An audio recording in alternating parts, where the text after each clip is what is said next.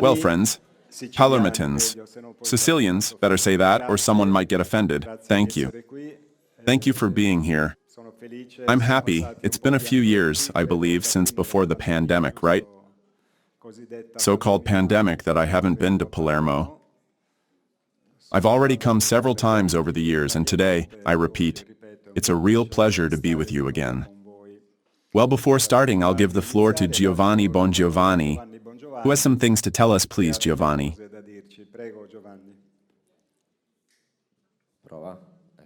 Testing. Here I am. Well, guys, I'll stand here so I can give some dynamism to this presentation. Thank you for being here. I don't know if you know, many of you do. I've already spoken with some of you, who I am, but especially the association I represent. Thank you for this space. You often see us together, because Pier Giorgio always gives space to the association. As a matter of fact, he has helped and helps a lot to spread what we do. Substantially, Funima, rather. I'll tell you right away that it's based in Palermo, because many friends I've spoken with perhaps don't know yet that Funima instead has set up base here in Palermo for some years now. Although we worked with projects concerning education, especially in some neighborhoods, we have base. So also for those who want to get in touch with us or see us again on other occasions to learn more about the mission of the association, we work in the center of Palermo, between Albergaria and Capo. All right, that's where our projects are. That's where our headquarters is. That's where we operate, both in projects we do right in this city and in the rest of the world. Because we were born as an association, non-profit that carries out humanitarian projects in the world. Now, in the world, in which areas? We started working. Indeed, the association was born from a journey I made when I was just a boy, at 17 years old, in the Andes in Argentina. Why? Because in the Andes, in the Chaco forest, so we're really in the north, near Bolivia and Paraguay, indigenous communities live.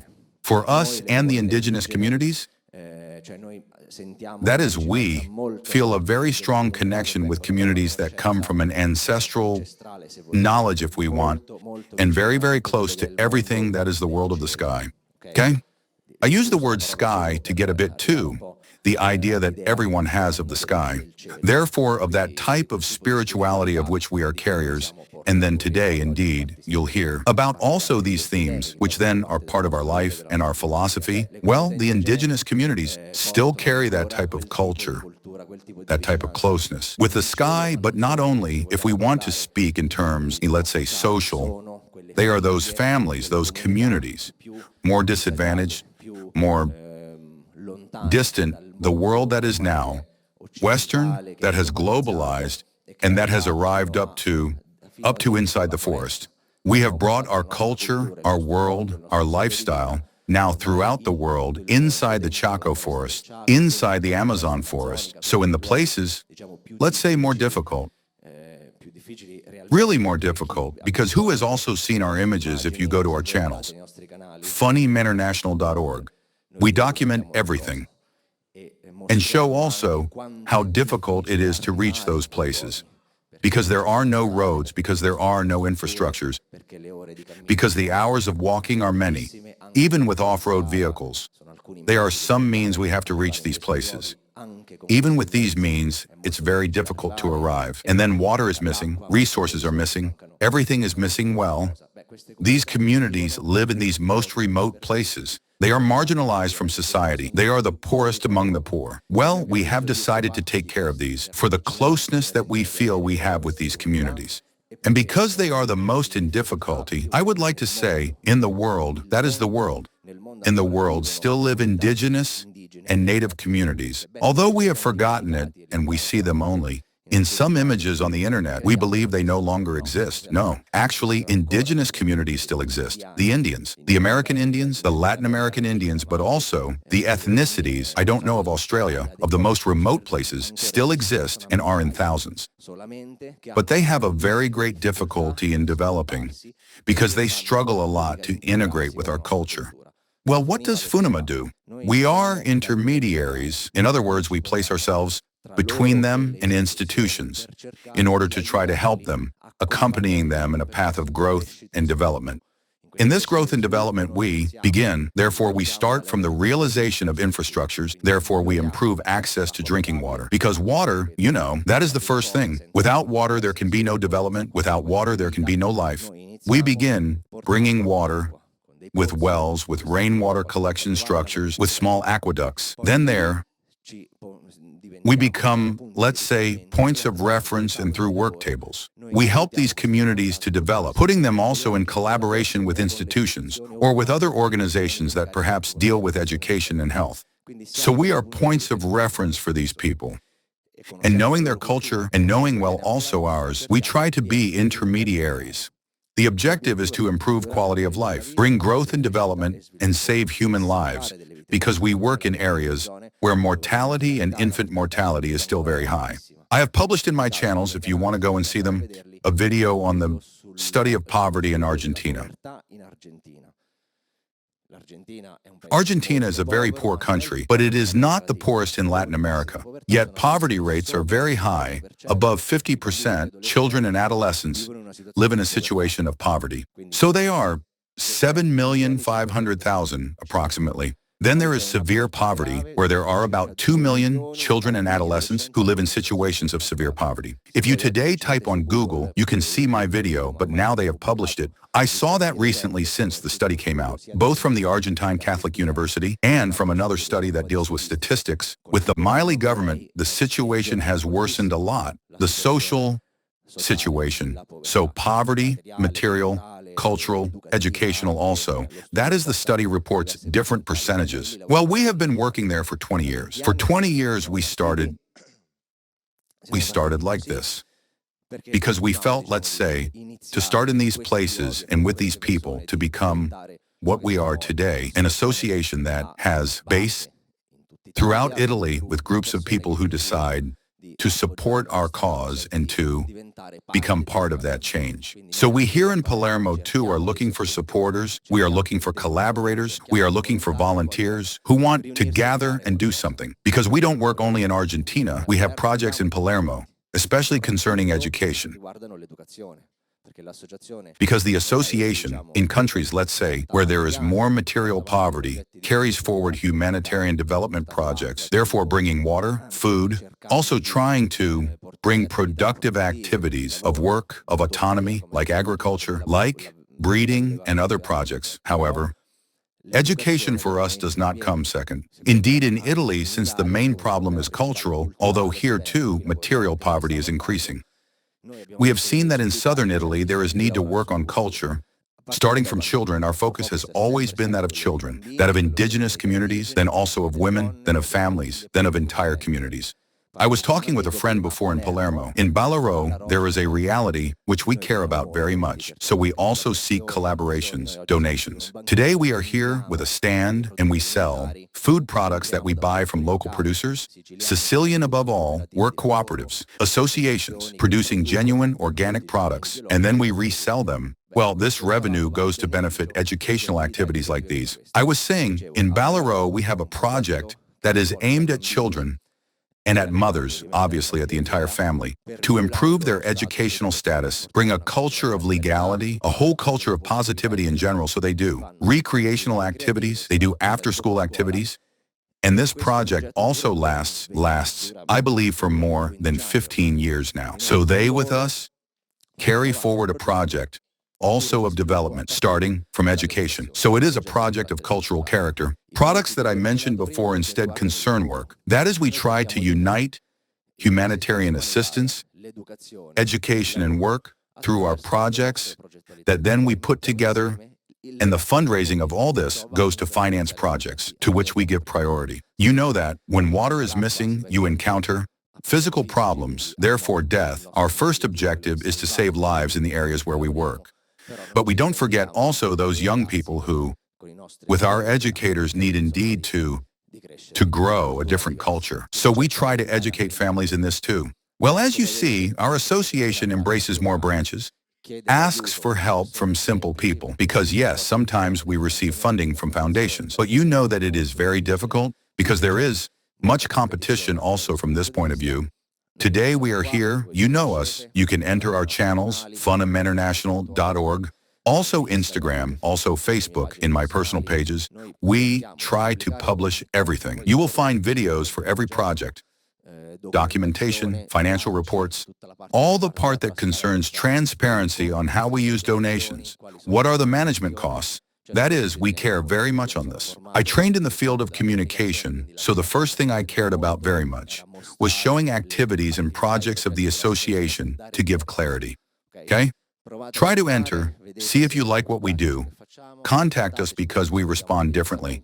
Today, the heart of the association is all here. There's me, there's Sonia, there's Salvi. There are the guys from Palermo who are very active. Get in touch with us. What we want is to create a group, expand as much as possible, and do useful things together, simply to improve our society and our planet. So I thank you, all right? I'm sorry if in 10 minutes I said many things, but the association is complex. It's beautiful that we managed to do lots of things. If you want to learn more, well, we are here, all right?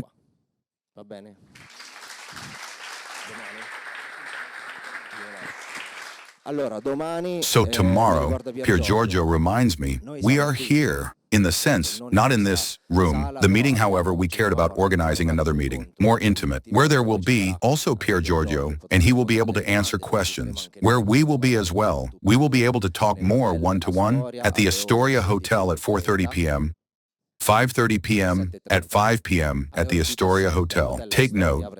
Then if you leave your details, at the entrance we will confirm tomorrow's appointment to you, but maybe we won't manage tonight to register all your contacts, to send you a chat and SMS. So take note now, at 5 p.m.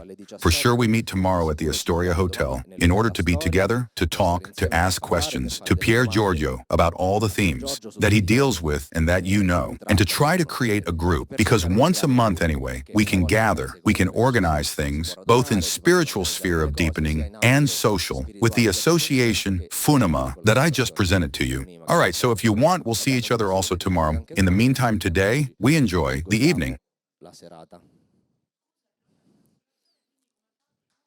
Funima International. Funima International. Funima. Funima International.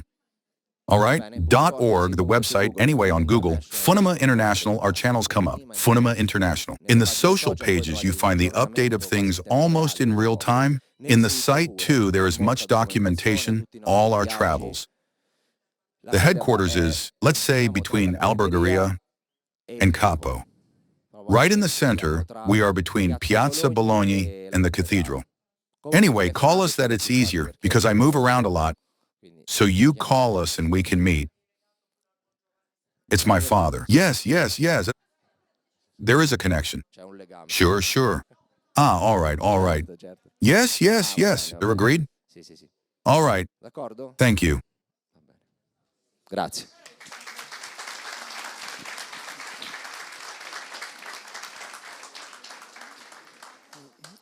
Grazie. Thank you.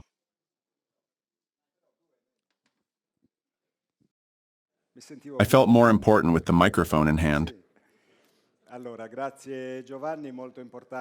So thank you, Giovanni. Very important what he said, because words must be followed by actions. So usually, the people, when one is living history, that is when one is living situations that then will become history, the great history that is studied at school, is not aware, because all more or less we are absorbed by our daily duties. We know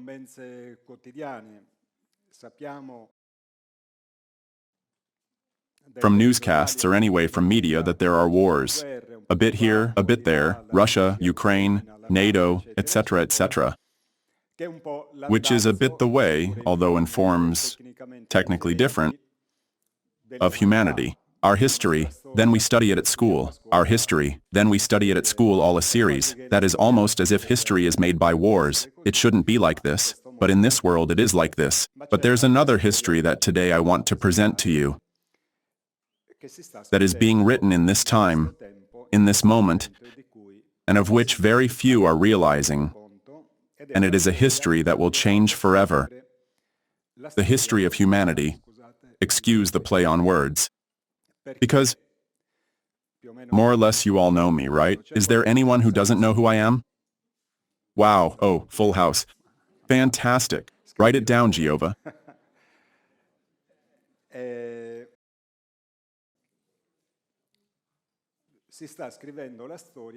History that is being written will change forever the history of humanity. That is, that way we know, at least from official history, so from the Sumerians onwards, studded with empires that, more or less all have oppressed peoples, except very rare cases. Like the American Indians, there wasn't an empire. Everyone did a bit as they pleased.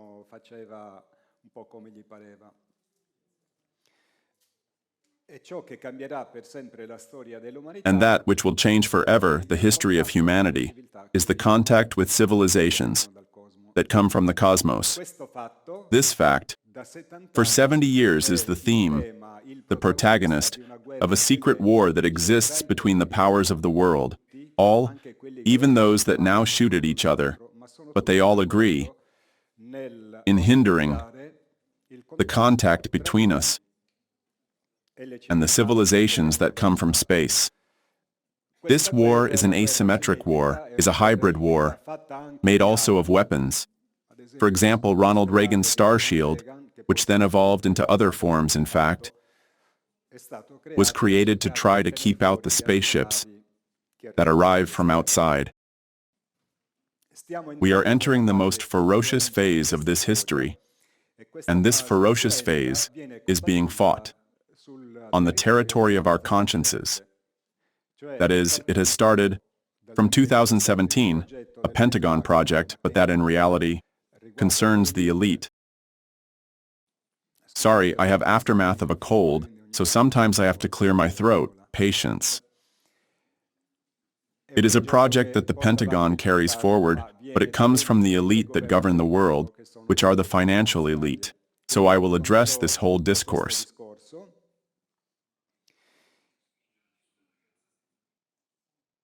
What is artificial intelligence?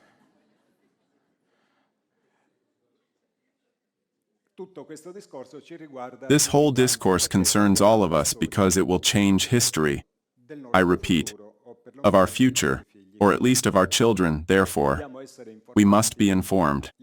Tomorrow's meeting is preparatory to knowing each other and knowing those people who, beyond getting informed, want to get a bit more into the merit in a sort of activism and aggregation, because anyway, times that come, future times, also for merely human questions, but especially at planetary level, are difficult times, and therefore being together, forming groups, and especially carrying forward a certain type of knowledge, that then becomes also practice. Alone it's a bit more complicated. Together it's easier, therefore tomorrow.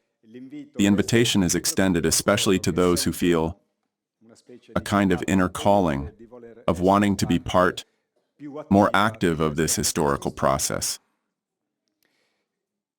that we are living. It began like this also with me, in Nicolosi, province of Catania, when I went there to meet Eugenio Siragusa, world-famous contactee, behind a communication that a work colleague of the time gave me. At the time I was a railway worker. I used to drive trains. And so I went to Nicolosi to meet this character, but I thought he was a bit out of his mind instead. Not only was he not out of his mind, but I found a great sage who had the answers to what we call the great questions of the human being: life, death, why do we exist, who is God, where are we going, why were we created? In short, questions that on average people believe there is no answer. Instead, Eugenio had all these answers because he was in contact with beings highly evolved of millions and billions of years ahead of us.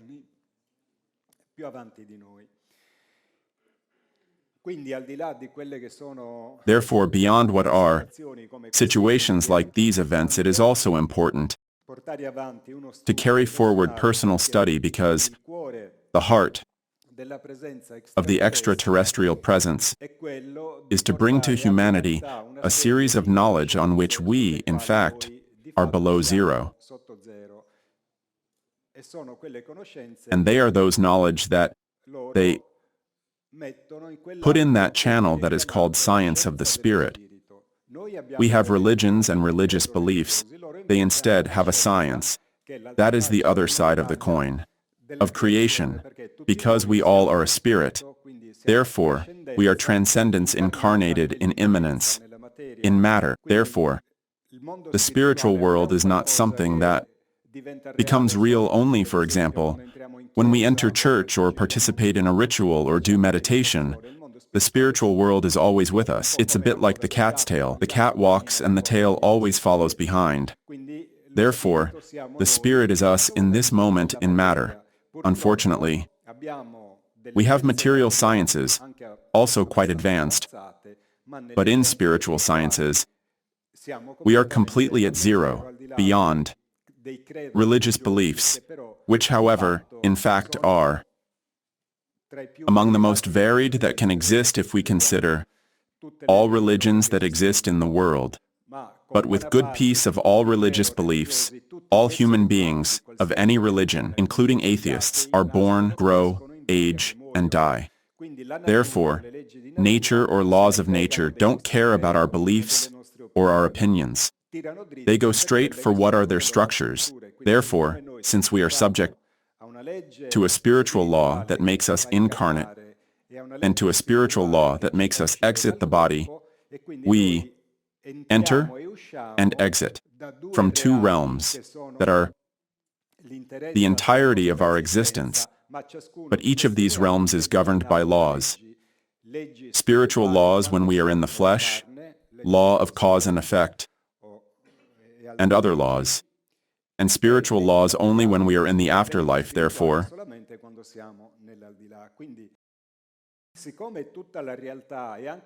since all reality and also the condition, even economic besides health, etc., etc., that we live when we are in matter, descends from these great spiritual laws. For this reason, power, especially the religious one that manipulates them, keeps these things hidden from us, because the knowledge of these laws that work regardless of the opinion, positive or not, of anyone, even of the President of the United States, are laws that work ad personam. That is, I apply these laws respond to me. So I don't have to ask permission from anyone. What does this mean? That we have a great personal power. But it's like having a car in the garage and not knowing how to use it, and so we travel on foot or by bicycle. Instead, thanks to these laws, if well known and applied, we could emancipate ourselves at all levels, including financial. Therefore, we must understand that these civilizations also do works that concern especially geopolitics in the field of nuclear energy. But they are here because today we live a disgraceful condition, where people have the same desires and the same ideals as the powerful. The people and the powerful want more money, more success, more riches, more power, and so on. Since revolutions that arise in moments of crisis always are born from a new vision of life. A new vision of life, for example, the Enlightenment then brought positivism, then brought the French Revolution that changed the face of history. Napoleon Bonaparte, who comes from that movement there, then will destroy the temporal power of the Vatican. The Vatican hasn't taken back that power it had before with armies. It used to invade, to burn people in the square. It hanged them, tortured them. Today, thank God they can't do it anymore, so... What? Officially, yes. Well, but... that is, one like me would have lasted 5 minutes. They would have already been with the match in hand. Little can of petrol and away, Korea. A great, fantastic bonfire. Among other things, they would have dirtied my suit. It wouldn't have been a nice thing, therefore. Since today we have a planetary condition of terrible crisis, even self-destructive, both at ecosystem level, with pollution, exploitation, etc., and then, especially with the epochal clash that exists between East and West, where the two contenders, especially Russia and China and United States of America and Europe, are contending for world domination. The very serious problem is that they are both armed with thousands of atomic missiles, so we are even risking a terrible extinction. Already they talk about it every other day, of possibility of use of tactical nuclear weapons. No, let's use those strategic ones and so on. Therefore, we are risking this situation. We would need a good revolution, not armed. We would need a new vision of life. Here, there isn't. Here, therefore, these civilizations bring us a gigantic baggage of extraordinary knowledge, fulfilling what has been a prophecy of Christ, that we find in the Gospel of John, the prophecy of the Comforter. And they bring us a corpus of knowledge of highest level, not only social and material, but especially in the channel of spiritual sciences, to give us that new vision of life that allows also a personal revolution, which is the most important, because it's useless to ask the world to change if then we remain in the old system as concepts, as way of thinking. So let's start from ourselves, to then transfer to others this new consciousness, and so change the world, therefore. The greatest gift that these beings bring us is this knowledge, knowledge that is written in thousands and thousands of messages, that I make available, at least, in a quite consistent part, through my website, which is this one, and in the menu section, Free Resources, you can click and download about 20 books free in electronic format. Books where there are messages, concepts, advice, admonitions, accusations, and analyses of these beings. You can also request them at this email info@piergiorgiocorrea.it. It's an automatic email, so nobody answers to you. You will receive an email of response, where you will find addresses on which to click to then activate the possibility to download these texts. For those who wouldn't have familiarity with electronic format, or anyway would prefer paper format, we have printed them. You can write to info@cosmicshop.it. You will be answered. Your requests will be satisfied.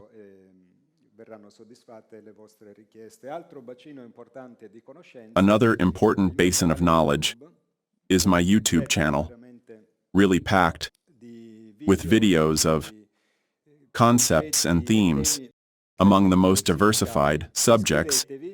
Recommend it to friends so this basin of knowledge can continue to expand.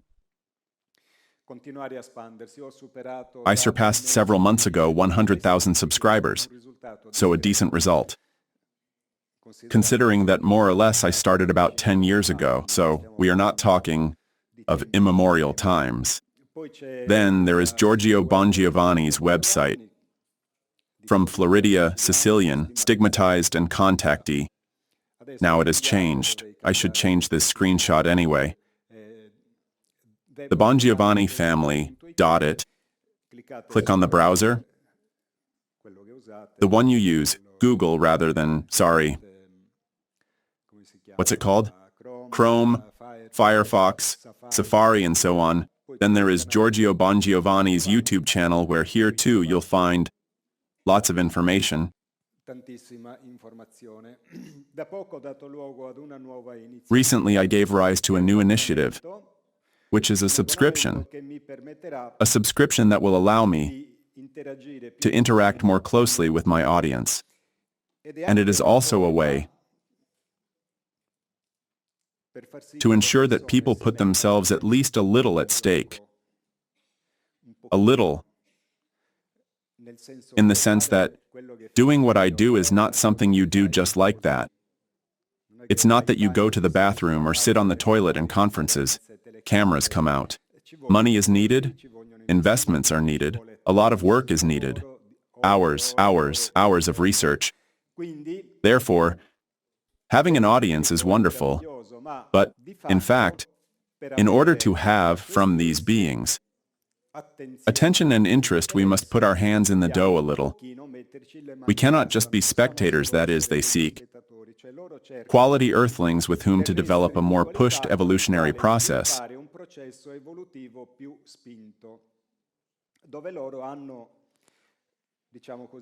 where they have, let's say so, they play an important role. Here, let's put it this way. Then, maybe tomorrow, in the more intimate meeting, we will deepen this theme. Therefore, it's a subscription. To subscribe, go to my webpage. Scroll down, you will find a button. Small, with written subscribe. Now there is a long arrow that indicates it, unfortunately. People who are at the bottom cannot see it because it's down. Anyway, this page opens, where there is a form, and if you want, you can subscribe. This is a way also to help me in the really great effort, also at economic level, that I carry forward to be able to offer you high-quality information. Also, technically, good audio, quality videos, and so on. You see, I use professional cameras after all. I come from the television world. I was a documentary maker for quite a few years, with RAI especially, but also with international televisions. Therefore, I remain faithful to the mindset of when I worked professionally with televisions. Therefore, I maintain also for my YouTube channel. I maintain this high standard. Therefore, if you subscribe, you know that you participate with your small offering to give a hand to the undersigned to carry forward and amplify activities that I carry out.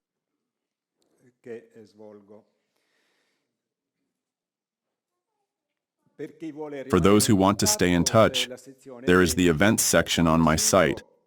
There is the Facebook page. There is Instagram. There is the Telegram channel. Easy, you subscribe, and there you will receive notifications of all things that I carry forward. Sometimes I also put in it some information, the new articles that I write that then go on the site, etc., etc. Therefore, I repeat, just enter on Telegram, look for me, you subscribe, and then you will receive automatically notifications. You can also subscribe to a newsletter, one per week, always informative, no advertising. Just write to the email secretaria at piergiorgiocarria.it. Another important basin of knowledge are the courses or so-called seminars in English workshop. The first time I went to the United States, there are workshops, but what is it? Can you eat it? They are seminars. They are very high-level, in-depth courses. Consider that the seminar on karma and reincarnation, which are the fundamental laws that govern our evolution, is formed by 13 or 14 episodes of 6 hours each. Therefore, you do the math how much knowledge there is. In these works that were for me, really overwhelming fatigues. But I try to transfer and replicate what is the incipit of these civilizations, that is, offer people a quantity of knowledge that, for the individual, would be really impossible. To group it in that way, I can do it thanks to my training, to my experience, to my studies, and so on. Therefore, these seminars, you'll find them always clicking on a link that is on the left, this little brownish rectangle. Now here it says available videos. I believe that now it says available seminars. A page opens with all the various themes, Some are very particular. For example, the gate of hell, the dark secrets of the elite, symbolisms and occult meanings on the diabolical plans for world domination. This specifically deals with everything that our most beloved rulers, also those in the form of dragon or of draghi. The green pass, to be able to go to work, was a sacrifice ritual to their divinity, which is Lucifer. Therefore, the Italian people was sacrificed to divinities of the underworld for them to have more power, because their power is collapsing, and therefore sacrifices must be offered. Holocausts, it was said in biblical terms, to have from their divinity more power, and it is what they did in conjunction with the exhibition in Paris of the artwork, The Gate of Hell, by the famous sculptor Rodin,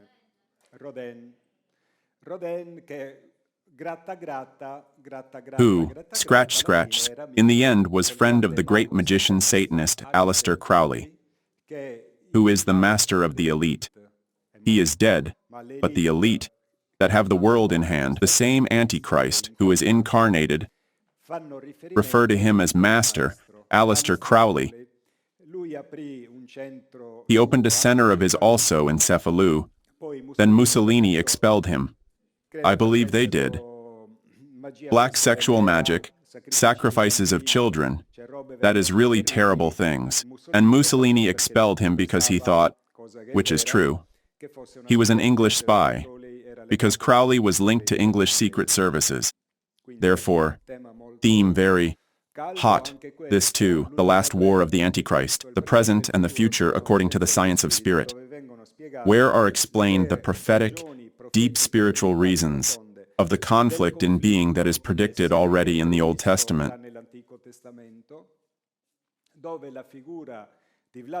where the figure of Vladimir Putin is a biblically very important figure because he is an instrument that God has chosen to unleash all those situations that are needed so that certain apocalyptic processes can go forward. I'll illustrate another bit to you. The friendship case. They are 9 webinars. It is the most in-depth study on one of the most important cases of massive contact. Indeed, the most important that there has been in Italy. Theme of the hollow earth, another theme. Very beautiful. That links also to the figure of the great Sicilian genius, who is Ettore Majorana. Other themes. Sacred geometry. Mysteries of history.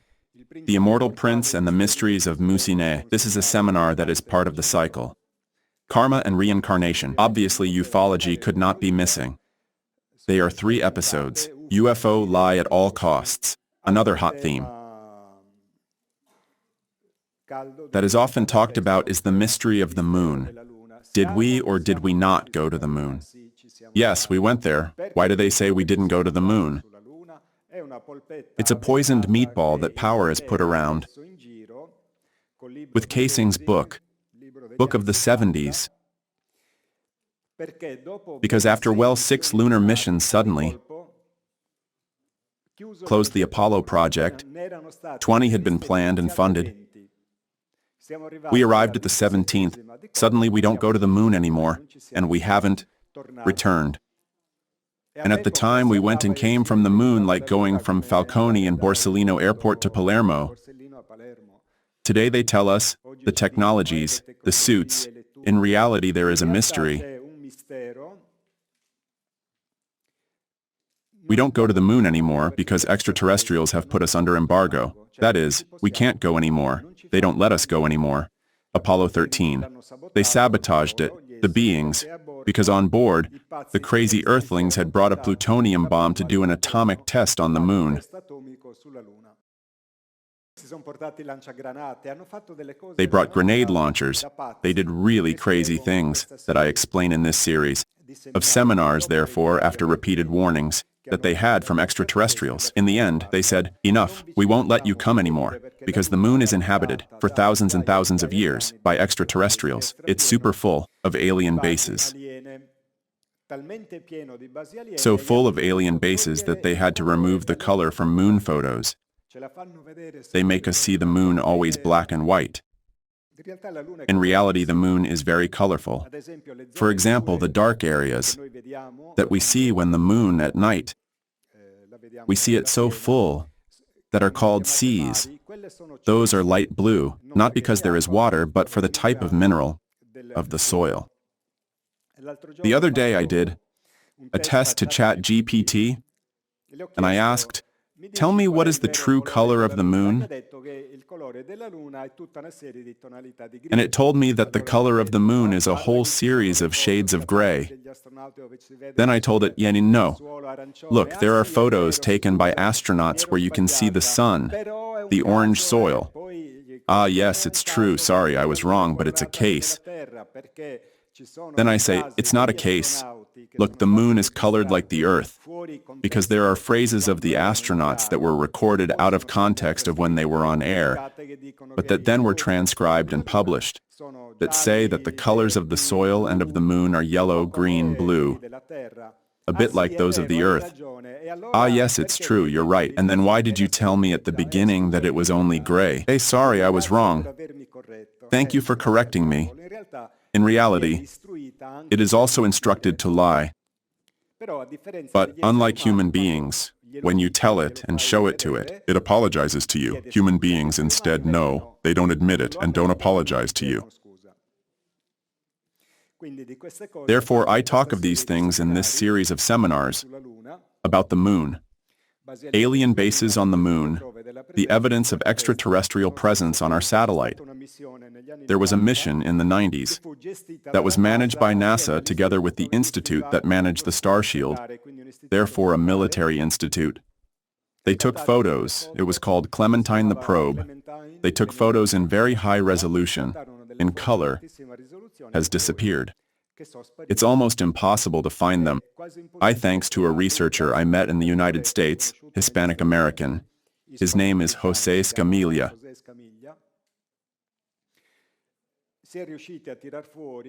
We managed to pull out a quite important series of photos of the moon. Taken by the Clementine probe, they are spectacular. That is, you will see colors that you don't even imagine, because obviously, the moon is made of the same minerals as Earth. Then they tell us that it's all full of regolith. The regolith is gray. It's true that there is a lot of regolith, but it's also true that they take us for a ride, and it's not as they tell it. And anyway, I have made available for free to everyone in this conference that, anyway, links to those 3 seminars, where I explain step by step everything, including the communications that extraterrestrials gave to be sent to NASA as the conquest of the moon went on, and that those crazy experiments that the astronauts did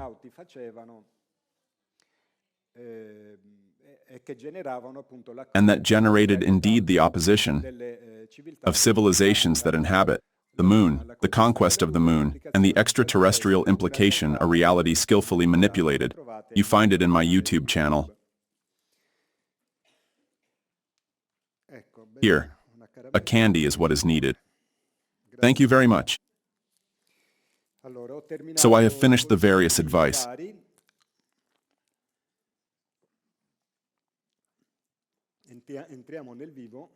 Let's get to the heart of today's theme, which is the theme of Blue Beam. Do you see this? This poster? You see fighters.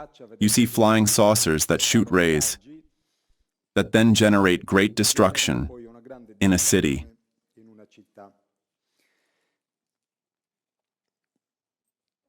In the 90s came to the Marquis. There is a very young Giorgio Bongiovanni, still with the blood cross, the stigmata, with a form of cross on the forehead. An American researcher, still active today, called Stephen Greer, came to visit us in the Marquis to ask for our collaboration because he was starting an important project called Disclosure that wanted to involve the American government, in the sense of bringing them proofs and also testimonies of extraterrestrial presence on Earth.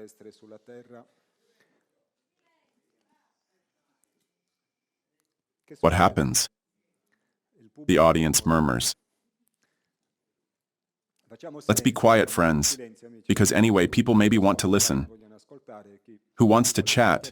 There is ample space outside. So he came to visit us and stayed with us an entire day.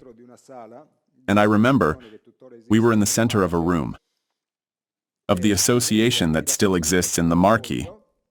And Stephen Greer pulls out this paper and says, I have just recently received a message from an insider that is an infiltrator who is part of secret services who informs me of a new project of the Pentagon.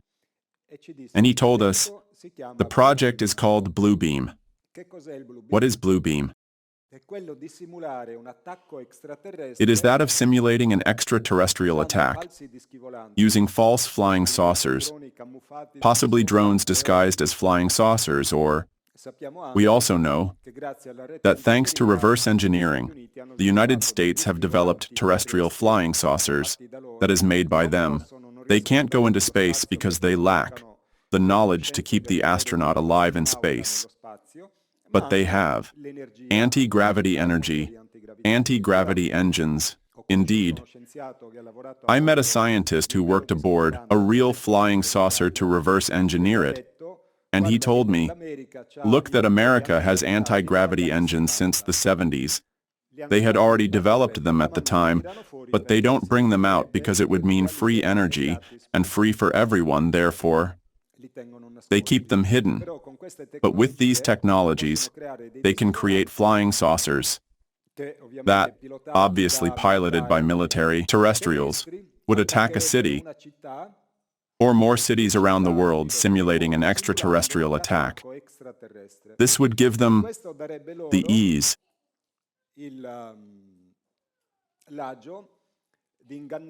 to deceive the peoples of the earth and make extraterrestrials pass as negative invaders. Therefore, that process that began in 2017, the revelation or disclosure, is putting the extraterrestrial presence from a truthful point of view, therefore, of military confirmation, of confirmation through videos, of confirmation through witnesses, in short, a scientific, political, and military confirmation, the will demonstrate to the terrestrial people, in an incontrovertible way, that we are visited by extraterrestrial civilizations.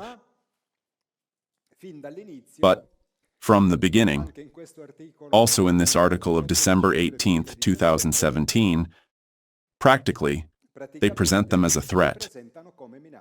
That is, they are real. They are on Earth. They are technologically very superior to us, but they want to conquer us. They are a threat. This process,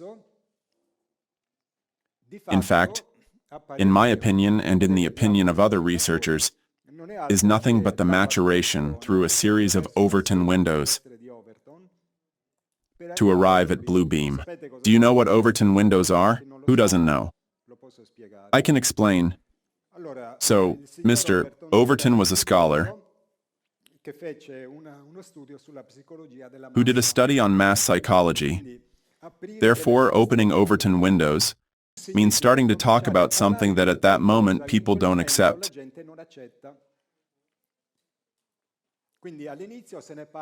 So, at the beginning, it's talked like, no, but you know, there are crazy people who say that you can have sex with children. No, it's scandal. Little by little, this thing acclimates people, and in the end, it will come to make it an acceptable fact. Today, this process is going forward with the discourse of LGBT, which is nothing but a project of the elite, of Soros, of Schwab, etc., to legitimize pedophilia. Therefore, sex education programs of kindergartens and primary school have the purpose, because the elite are all pedophiles and Satanists, and therefore want to bring, as normal, fact, the relationship between adults and children. So let's be careful. It works very well. Who has some years behind them like I do, and goes back to society of the 60s. Today, there are things we consider normal that in the 60s would have made a terrible scandal. And how is it possible that today it's normal? Because they open a whole series of Overton windows through show business personalities, men of culture, actors, and so on, that accustom new generations to acclimatize with a concept that morally the old generation rejected.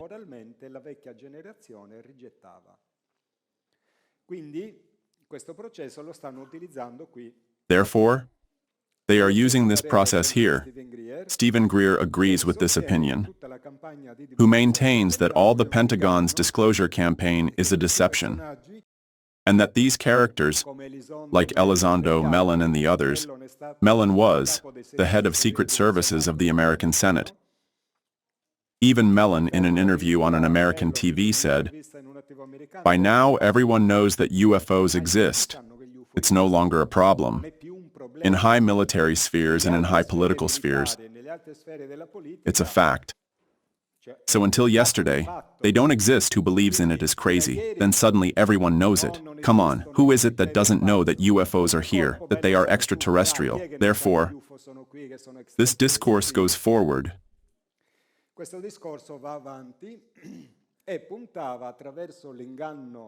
And aimed, through deception, of disclosure, to present them as real fact, but as threat.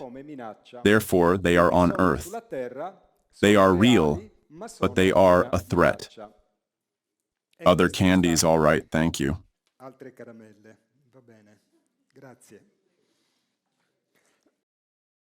Unfortunately, the past days, I caught this cold and still I am. Quindi sono una minaccia perché una volta che verranno effettuati questi attentati So they are a threat, because once these attacks will be carried out, the planet can be militarized. I thought, given the radical change in the geopolitical situation, where, with the war between Russia and Ukraine, where Ukraine is nothing but NATO's cannon fodder, that is of the United States, the strengthening of BRICS, that now, on 20 of October 2021 in Kazan, many other nations will enter, therefore, the Anglo-Saxon power, which is the one carrying forward the disclosure, no longer has the possibility to set up the New World Order, that is the globalization. The New World Order have failed. Therefore, I thought that the Blue Beam project wouldn't go forward, and instead, no.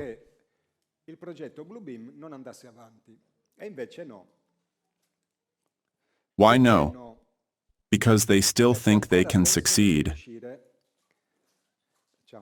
They think they can defeat Russia. They haven't given up yet. Indeed, they have unleashed the Middle East hotbed, unleashing their mastiff, which is Israel, because the Middle East is coalescing around BRICS, for example, Saudi Arabia, which was the staunch ally of the United States, has entered BRICS. Therefore, they have failed in Ukraine. They are still making them fight, giving them weapons and money, because they must resist until the American November elections. But in fact, the war is lost.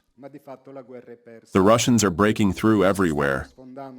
Many Ukrainians surrender, escape because then they understood they are just cannon fodder. But they still hope, therefore. They have opened the Middle Eastern hotbed, and now Israel's response to Iran is awaited. Iran, biblically speaking, is God's wrath. That is, unleashes the last war of the apocalypse, which is the Third World War, with a nuclear risk. Therefore, they haven't given up. nucleare. They're still hoping, with these disasters that they foment, to defeat Russia and China. And Bluebeam, contrary to what I thought, is going forward. Contrariamente a quanto io pensavo, sta andando avanti. Eccolo qui. Questo è Here he is. Elizondo, This is Luis Elizondo, an American of Cuban origin who was the director of the Pentagon's secret project to study UFOs, che si chiama called AATIP, Advanced Aerospace Threat Identification Program. That is, study on advanced aerospace threats, so already in the name of the project there is threat, they are a threat. So we start with this discourse here. Elizondo, he was its director, and he says, he claims that he left. That is, that he left that position because he was scandalized by the indifference of the American political environment. Because he says, this presence of these extraterrestrials is a threat. Politics doesn't want to know about taking it seriously, he says. So I try to make noise so that they take an interest, because so far, this whole discourse is managed only by the military who don't want to talk about it. He was asked, but why don't the military want to talk about it? Because if the military spoke, the extraterrestrials would understand. Listen carefully. The extraterrestrials would understand that we know that they want to invade us, and therefore they would invade us immediately. He says, in my opinion, says Elizondo, this subject cannot be managed only by the military. It must be managed by the world of politics. That is, practically Elizondo is accelerating the alien invasion. If we are to believe what he says, in reality it's all a hodgepodge, a deception. And I will demonstrate to you that the military have known from that time, since the 50s and before, that the extraterrestrials exist, and that their plan is absolutely not one of invasion. But the nonsense that these people are shooting is increasingly sensational. But there is a problem. The masses are misinformed. So I, as a researcher, and perhaps you who follow me, are prepared not to fall into the deception, but the vast majority of the world population still thinks that aliens don't exist. So all the tall tales, and we will truly hear some good ones that Elizondo is shooting, could be believed by the world population because he plays the saint, plays the hero. Here, I want politics to know, because politicians are our representatives, they are the representatives of the people, and when have they ever been? However, Elizondo carries forward this theory. We know well that the Pentagon has released some footage. This is the senator, recently deceased, who was the one who found the money to finance that project. It is Senator Harry Reid, who was the one who, I repeat, found the money for AATIP. This process, started in 2017, has led to two political facts of the highest level, of which people know nothing. A few months ago, I was called by two famous, by the editorial staff of two famous national television broadcasts. I spoke with the journalists. They knew nothing. And anyway, since I knew very well that they were traps to try to delegitimize me because I know that what I do is annoying in certain environments. In fact, on TV, they don't call me anymore. If they call me, they are traps, ambushes. So talking to the journalists, I said, but meanwhile, I don't participate in any recorded broadcast. If I come if you do a live broadcast. Because then if we do a recorded broadcast, you start to cut and sew, and make me say that I believe in the flying donkey, so I only come to live broadcasts. Ah, no, the live broadcast cannot be done. Ah, then I won't come, but since I see that you are also ignorant, even if you pride yourselves on the title of journalist, I give you some indications. Study. I told them study, because the day will come when you will look for me, and you will ask me, Mr. Caria, what are your conditions for coming to the program? When this moment comes, I will accept, because I will be the one to tell you what you need to do. Because, for the events that will happen in the world in the future, you will call me and will look for me, because you know that I am one of those who knows how to explain these things. So this process, which began in 2017, has led to 2 federal laws of the United States of America signed by Joe Biden. 2 federal laws, that is, today there are 2 laws signed by an American president that say that extraterrestrials are real, that UFOs are real, and that extraterrestrials are on Earth. Almost no one knows. It came as a total surprise to these journalists, but how it's not possible. Of course, if you think about Fidesz's scandals and all these nonsenses, it's obvious that these important news escape you. Among other things, I went to Fidesz's blog, Wild Moss. I went right there the day after he was hospitalized. There were the others. My interview never aired. They never uploaded it to YouTube. I, however, since I feared an ambush there too, made an agreement through some lawyers that they would not then manipulate the interview to make me look like a fool. Their lawyer signed, but in the end, the interview never aired. I have it because among the requests I made was that of bringing my own cameraman, who filmed the entire interview. They never published it. Monday, December 27, 2021, Joe Biden signed a law that authorizes and obliges the Pentagon to investigate the UFO phenomenon. They've always done it, so it's not like Biden was needed to force them. These investigations together with American military specialists. But the novelty imposes on the Pentagon the collaboration with civil organisms and to make public the results obtained. Then there are a whole series of footnotes, of quibbles, and there are so many that in the end they do a bit as they please. That is, any motivation is enough, and they don't publish anything. So it's a bit of a mockery.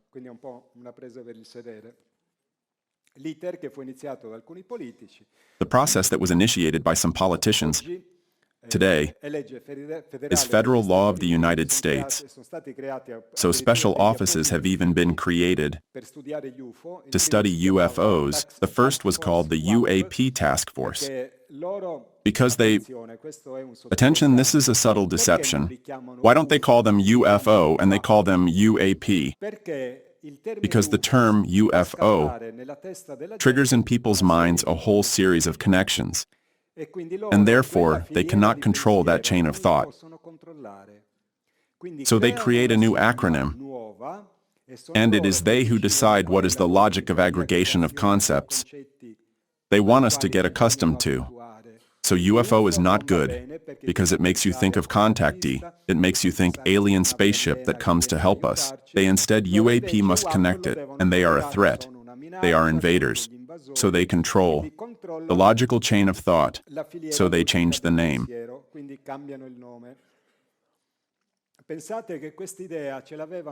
Think that they already had this idea since the end of the 50s. There are declassified military documents, but the documents say that is the term UAP was coined already in '59, the year I was born. But the document says, we will bring it out at the appropriate time. Almost 60 years have passed, and they have pulled out of the drawer the term UAP, because the word UFO, until that moment, they had to accept it, endure it.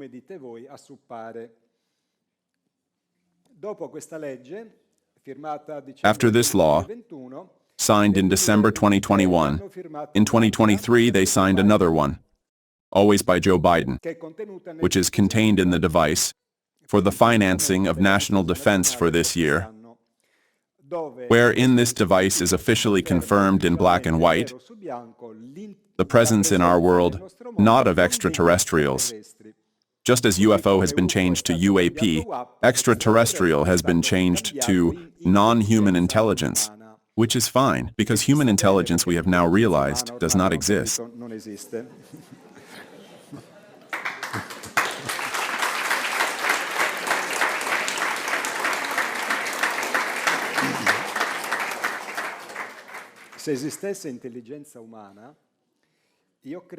If human intelligence existed, I believe that the terrestrials should have lifted that heavy part, which is called ass, from the chair when the Israeli bombers began to bomb children, women, old people, elderly.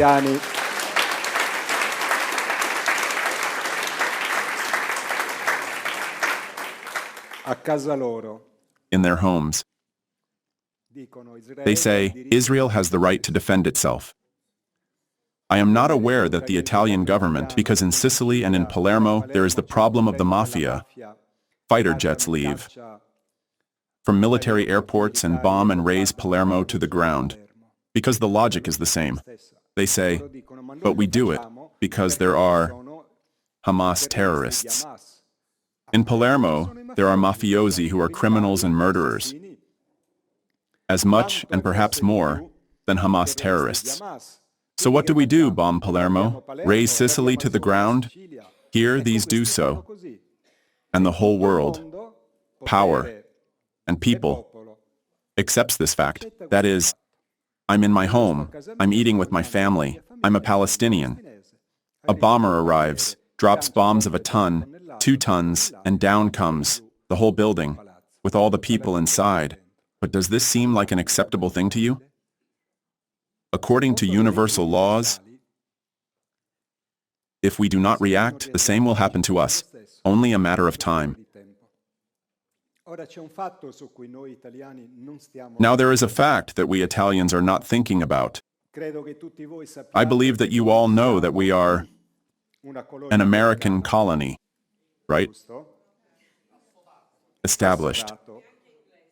Anglo-American, excuse me, you're right. Anglo-American. Among other things we have here, a very important base, where there are radars that allow the use of all drones, both in the Ukraine area, the MUOS. Here.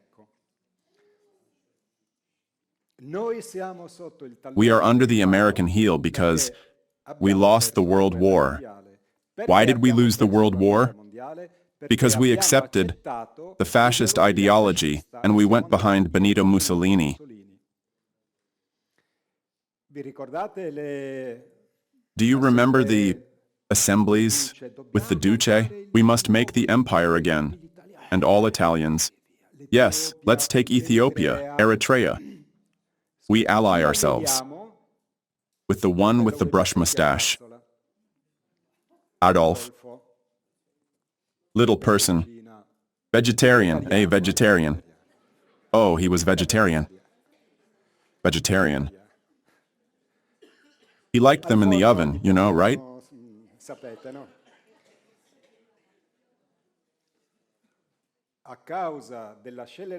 Because of the recklessness of the Italian people who choose that regime, choose that leader, we are still under the heel of these people. That is, we pay the karmic effect. Sure, it would have been enough for the Duce to have accepted to receive Sister Elena Aiello, who carried messages from Jesus for the Duce. Jesus wanted to tell the Duce, don't go to war with that one over there, with the mustache, with the vegetarian, because then the carrot will go wrong for you. Because if you do this, I will make Italy a great nation. Because anyway, Italy is the heart of Christianity. The Duce refused to meet Sister Elena Aiello. Stigmatized. His sister met her, but there is no certainty that she managed to speak with the Duce. Moral of the story, we pay the consequences of this political choice, which was then also a war choice, that destroyed Italy. So, as long as we were going to rape and violate, to make our concentration camps, a bit everywhere, including In the areas of Istria and beyond, it was fine for us. But as soon as thousands of tons of American bombs began to rain on the heads of Italians, this duce. But get out!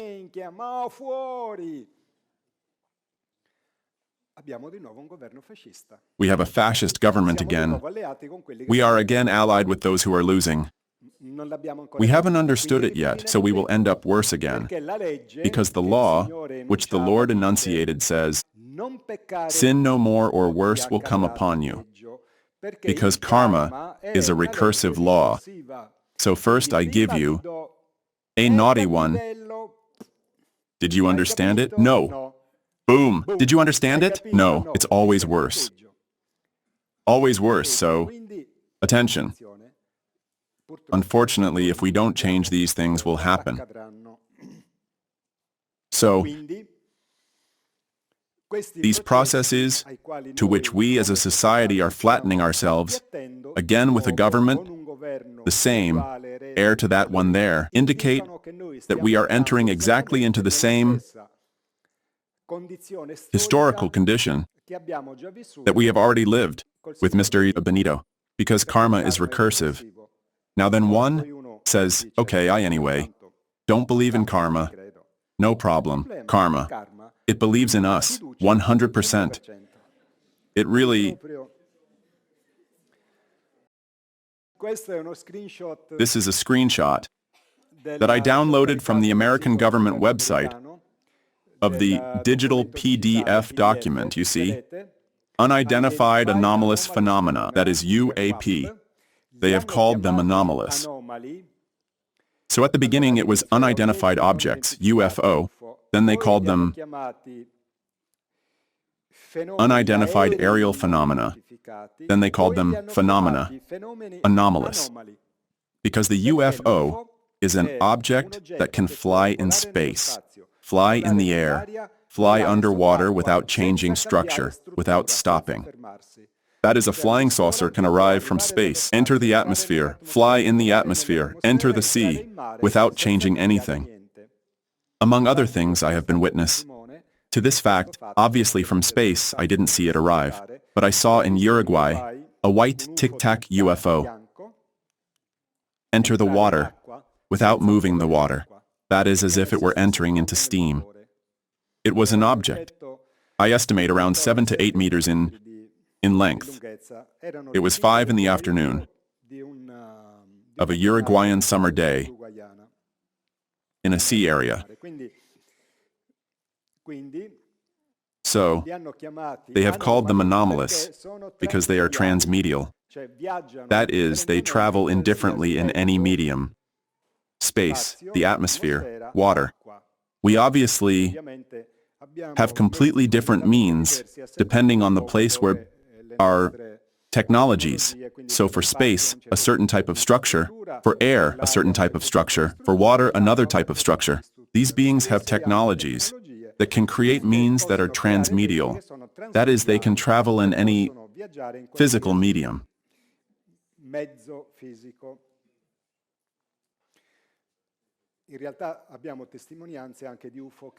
In reality, we also have testimonies of UFOs that enter the Earth without slowing down and without making holes. That is, they enter the matter like X-rays that pass through our body.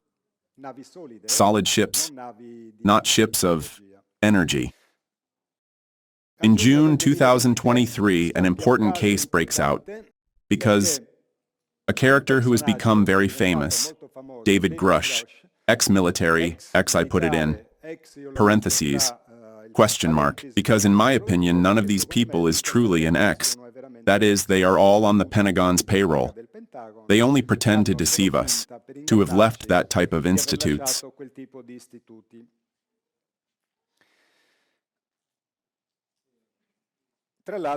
Among other things, not only military, but also of the secret services, David Grusch, who even denounces that the American government possesses recovered extraterrestrial spaceships, and also the bodies of recovered pilots. So spaceships and extraterrestrials recovered. According to Grusch, he also denounces that they are illegally concealed from citizens and the world. But also in this case, David Grusch, like all the others, presents the extraterrestrial reality as a threat. This is the original article, the first, which is from the site The Debrief, American site, where basically Grusch denounces these things. Here is the first article that makes Grusch famous. June 5, 2023. Retired at 36. Because American military, I believe, do about 20 years, then they retire, handsomely paid. So, a young man. Among other things, he was a former official of the UFO Study Task Force, where he says, the United States possess partially or totally intact extraterrestrial ships, the bodies of extraterrestrial pilots and reverse engineering programs.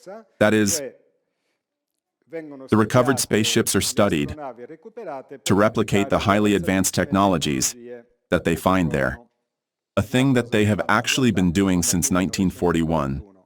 But until the 60s, they were not able to understand anything because they were too sophisticated and too advanced.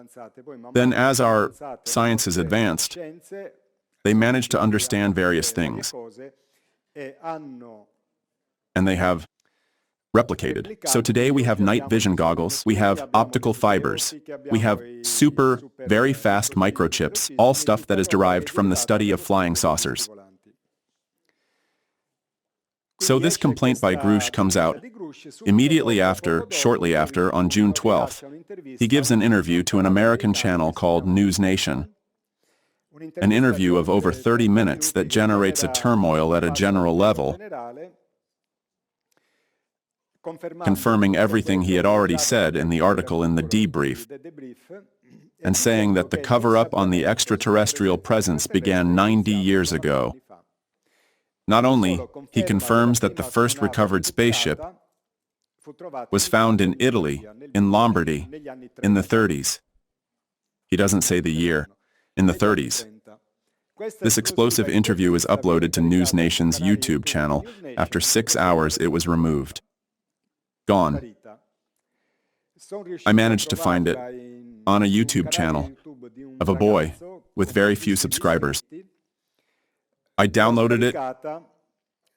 We are translating it, and then I will present it in full to my subscribers. So Grusch confirms everything he had said in the article. But basically, the statements that Grusch makes, some are blatantly, for a researcher like me, false, deceptive. The methodology already initiated by Luis Elizondo and carried on by all the others to deceive people. I present to you a very brief excerpt. Actually, I'll present two to you, where Grusch contradicts himself. I don't know if he realized it, but let's listen. It's a small extract from the full interview with News Nation. The common interpretation from some commentators is that there is a non-human species and it's incredibly benevolently well disposed to the human race. Yeah, and I think that is the logical fallacy there is because they're advanced, they're kind. We'll never really understand full intent in that because we're not them, whatever them is or are. But I think what appears to be malevolent activity has happened.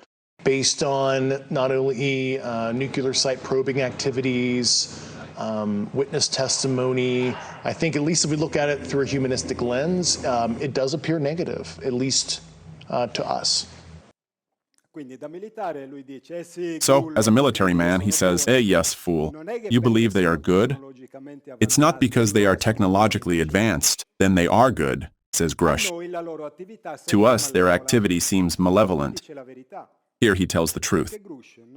Because Grusch is not speaking in our name. Grusch speaks in the name of the powerful of the world.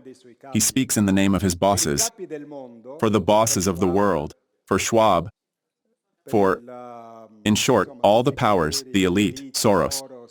These beings are very negative. They are the most terrible nemesis because they have a power that overshadows ours, therefore, they are not controllable. So when they say they are negative, they are right. But from their point of view, for us they are positive, because they come to free us from the slavery of these powerful ones. But then, immediately following, shortly after, he says another thing, and he contradicts himself. How will the non-human intelligence react to the revelation that human beings now know they're here? Yeah, I mean, obviously the non-human intelligences have been around for a while, at least multiple decades in modern history, and they've allowed ourselves to annihilate ourselves, genocide, war, famine, etc. So at the very least, I think they're kind of neutral on what humans decide to do with their free will. That is, they are, first he says that they are negative and malevolent, then he says in reality they respect our free will. But, excuse me, either they are bad, and therefore they don't respect our free will, but if they respect our free will, they are not bad. So it's a strange contradiction that slips out. Classic, what's it called? Freudian slip. Things go on, so the laws, signed by Biden, and then, on July 26, 2023, 3 important revealers, all 3 ex-military. Ryan Graves, ex-fighter pilot of the American Navy, David Grusch, ex-military, ex-intelligence, ex-perhaps, and David Fravor, ex-commander of fighters also of the American Navy, testify in a public hearing, free, at Congress in front of American senators and American politicians. I have the entire hearing. The first time I listened to it, I felt like I was living in a science fiction movie. That is the topics dear to me that I have been carrying forward for many decades. Suddenly are said face to face, clearly, at a very high institutional level, at the American Congress. Extraterrestrials, spaceships. I said, wow. But is it happening? I must pinch myself. But it's part of the deception.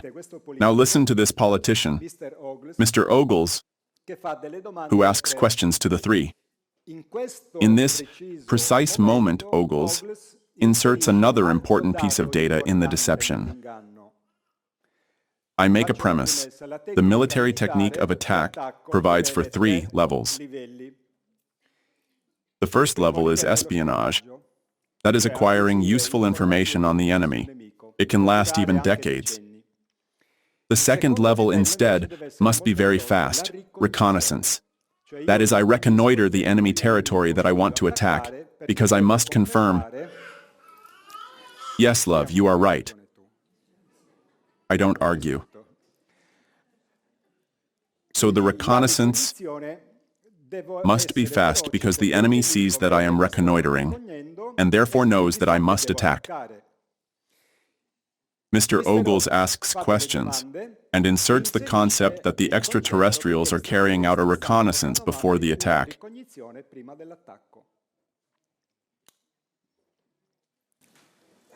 So when we think about traditional adversaries and both us towards them and them towards us, we probe their capabilities. We look for weaknesses and we collect that data, that reconnaissance for in the event we need it in the future. For each of you, yes or no question, based off of your own experience or the data that you've been privy to, is there any indication that these UAPs could be essentially collecting reconnaissance information? Mr. Graves? Yes. Mr. Grusch? Fair assessment, yeah. Mr. Fravor? Very possible. Again, in the national security vein, is it possible that these UAPs would be probing our capabilities? Yes or no, Mr. Graves? Yes. Grusch? Yes. Fravor? Definitely. Is it possible that these UAPs are testing for vulnerabilities in our current systems? Yes. Yes. Possible. Do you feel, based off of your experience and the information that you've been privy to, that these UAPs provide an existential threat to the national security of the United States? Mr. Graves? Potentially. Yes, sir, potentially. Same answer, potentially. Yeah, I'd say definitely, potentially. Mr. Graves and Fravor, in the event that your encounters had become hostile, would you have had the capability to defend yourself, your crew, your aircraft? Absolutely not. Sir? No. Is based off of the information that you've been privy to, is there any indication that these UAPs are interested in our nuclear technology and capabilities? Yes. By external observation, sure, that could be a fair assessment, yeah. Yes. They are reconnoitering. They are acquiring information on American military capabilities. They are acquiring information on the American nuclear armament. They are about to invade us. That is basically, they are preparing this situation here. Mr. Ogle says this, and the others confirm it.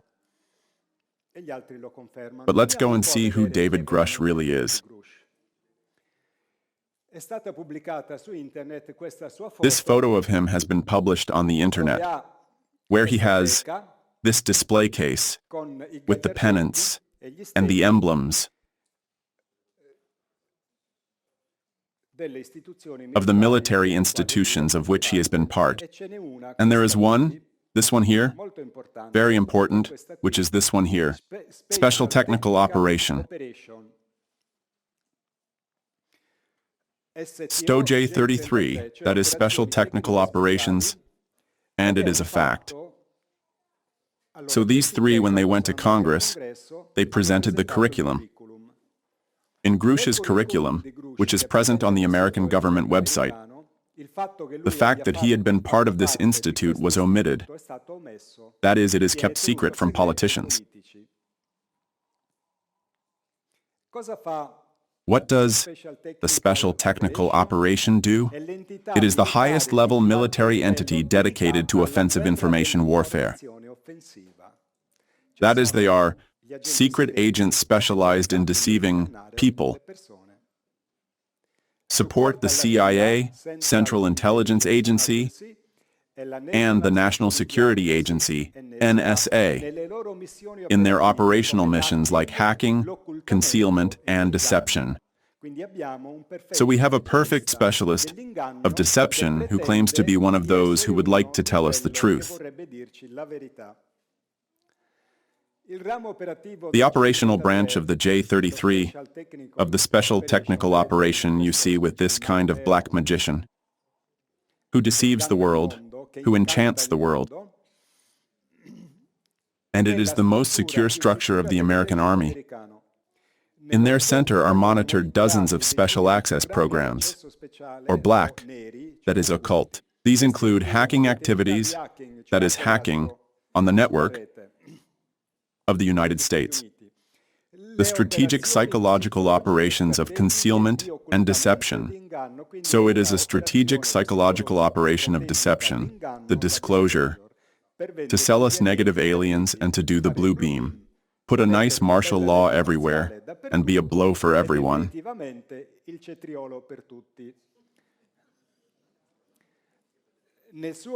In his curriculum vitae, you can see that he was also an officer in command of the 318th Cyber Operations Information Warfare Center, until just a year ago.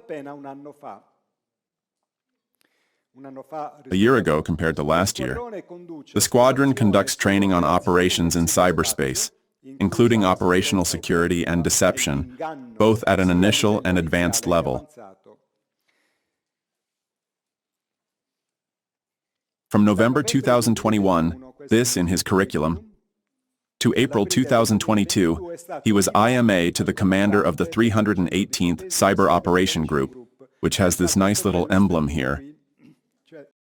That is, they are spiders that weave the web of deception.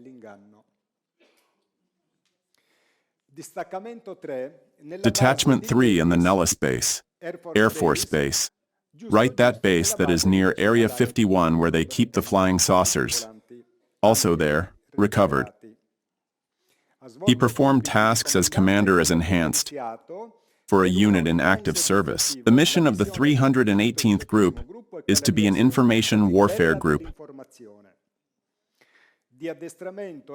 of training and integration of tactics, advanced technologies, and tools that arm America's fighters with a decisive combat power in the information war. That is, this is really a super spy of those who manage to sell ice and fresh water to the Eskimos. That is, he knows how to do it. The acronym IMA, because here it says he was IMA to the commander. You see, he was IMA to the commander of the 318th Cyber Group. IMA stands for Individual Mobilization Augmentee, which is Individual Mobilization Reservist. This is a position within the American Armed Forces, in which a reservist soldier is assigned individually to a unit or to a specific command to provide active support when necessary, so he is a consultant. So, when there is a need for consultations of the highest level in these sectors in which Grusch is specialized, they become IMA to the commander. This role is common in special operational units, in cybersecurity, and in other support functions that require the contribution of expert reservists. Here he is, Grusch, when he was fighting in Afghanistan. And this is a screenshot of his curriculum vitae downloaded by me from the American government website, and this is the detail that talks precisely about when he was part of the 318th Cyber Operation Group. Instead, it was removed from the curriculum, that other one, that is this one that we have seen before. This they have really omitted.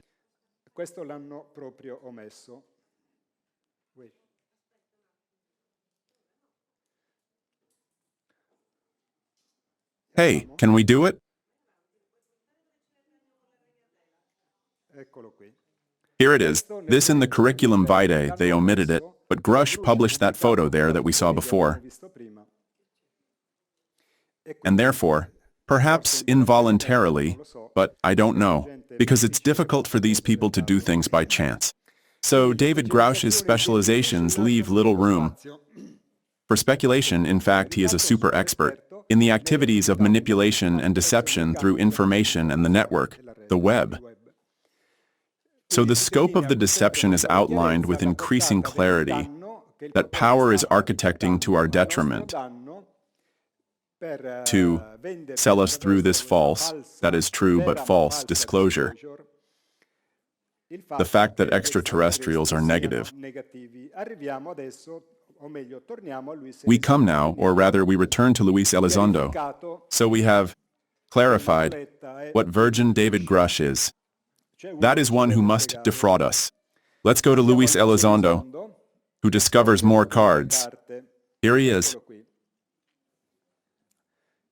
the tattooed bully.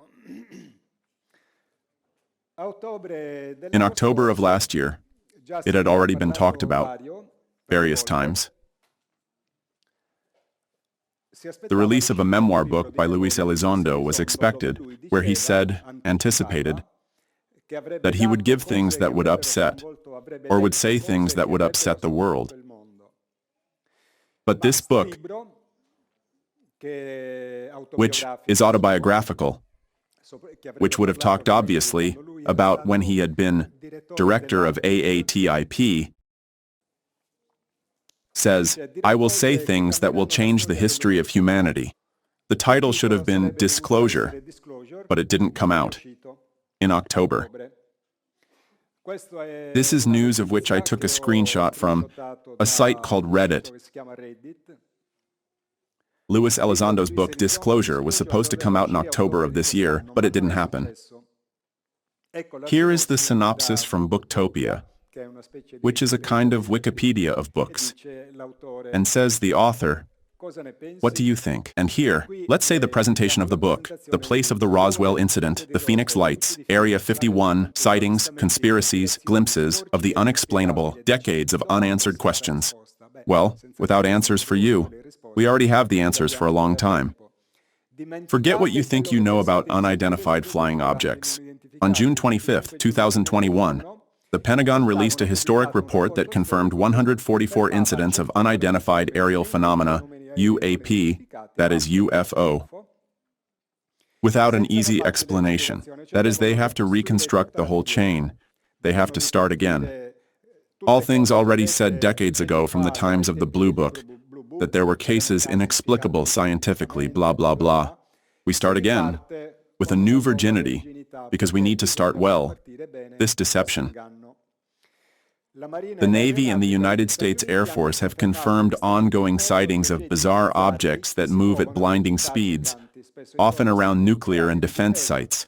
Barack Obama has publicly acknowledged the concern. I have already presented this various times. Luis Elizondo spent a brilliant military career hunting drug traffickers and terrorists before being appointed Director of the Highly Sensitive Program of Identification of Advanced Aerospace Threats, AATIP, of the United States government in 2008. In that capacity, Elizondo led an international effort to study UFOs around the world. Shocked? Wow, shocked by what they discovered. Elizondo told his commanders, "The world needs the full truth." Bravo, Elizondo. We couldn't wait for you to be with us. When Elizondo's superiors refused, so a hero. So Elizondo is a hero. The new Beppe Grillo, basically. Someone who tricks others, Beppe, right? He resigned to make the matter public. Since then, he has led the global disclosure effort. Are we alone? Is the government in possession of UFO wreckage? What do we know about the science and technology of UFOs? Have UFOs compromised our nuclear weapons depots? What's inside a UFO? Jars of preserves, eh? It seems obvious to me. Don't you make yourself a nice pasta while traveling in space? Oh yes. Where do UFOs go between one sighting and another? Hey, they hide. In the garage. And the biggest questions of all, who are they? As a civilian with high-level national security clearance, Elizondo is widely considered the most credible authority in the world on UAP and UFO, which are the same thing. This memoir reveals groundbreaking, even shocking details. That is this book that didn't come out, of what the AATIP program has learned, and the profound implications not only for humanity, but for everything we think we know about our lonely place in the universe. Lonely will be you.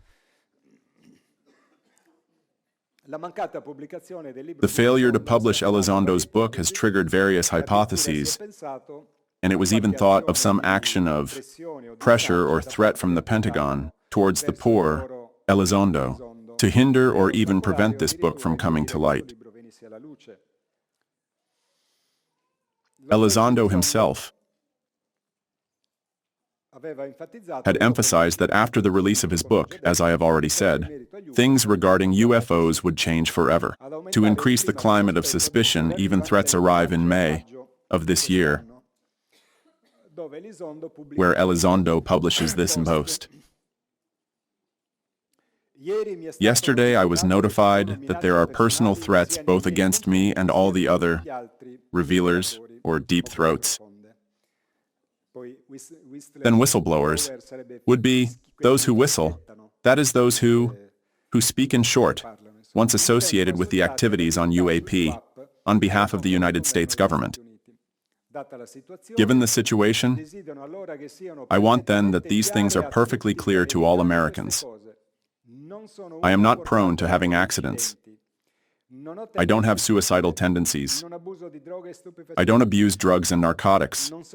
I am not involved in illicit activities. So, if in the future something should happen to me and or to my family members, you will know very well how to evaluate what has happened. Elizondo makes no reference to the authors of these alleged threats.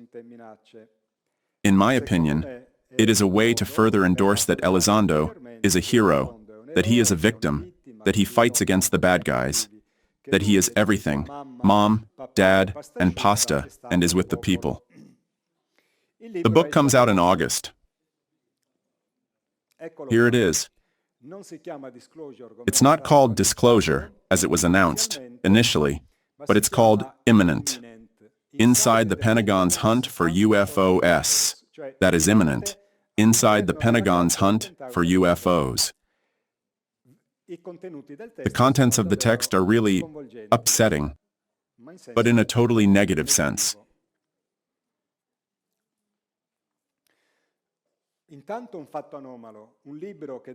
Meanwhile, an anomalous fact, a book that was supposed to be the Bible against the system, all the system's media talk about it, these other articles of the New York Times, in Italy, Repubblica, the Servant's Courier, all these people here have talked about it, so this beacon of war and revolution is very much loved by all the environments that are headed by the elites.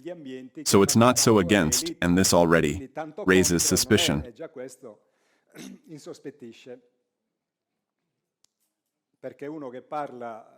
Because one who speaks about themes that are hated and feared by power is either put in jail like Julian Assange or others, blown up like happened on the highway to Falcone and Borsellino.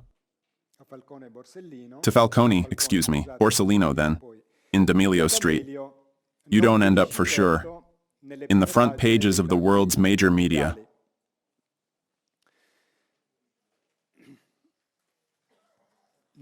Enemy of the Pentagon? Why didn't the book come out? The Pentagon had it in hand. The Pentagon kept it in hand for a year to revise it. So Elizondo says he's an enemy of the system, that he rebelled against the lies of the powerful. And instead his book, before coming out, he gave it to the powerful. Please, see if there's anything that doesn't suit you. And when the Pentagon gave it back to him, the book came out with some, now here I have removed, for reasons of respect for copyright, I have removed the text of the book. But there are parts of the book completely blacked out to hide data that the Pentagon deemed not suitable for publication. So where is the revolution if I first ask permission from the system to publish the book? Erase for me what doesn't suit you. So in short, a mockery.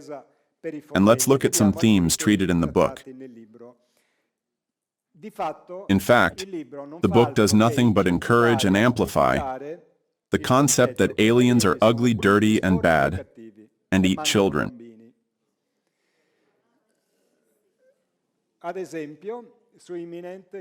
For example, on the Imminent book, Elizondo also addresses the theme of abductions.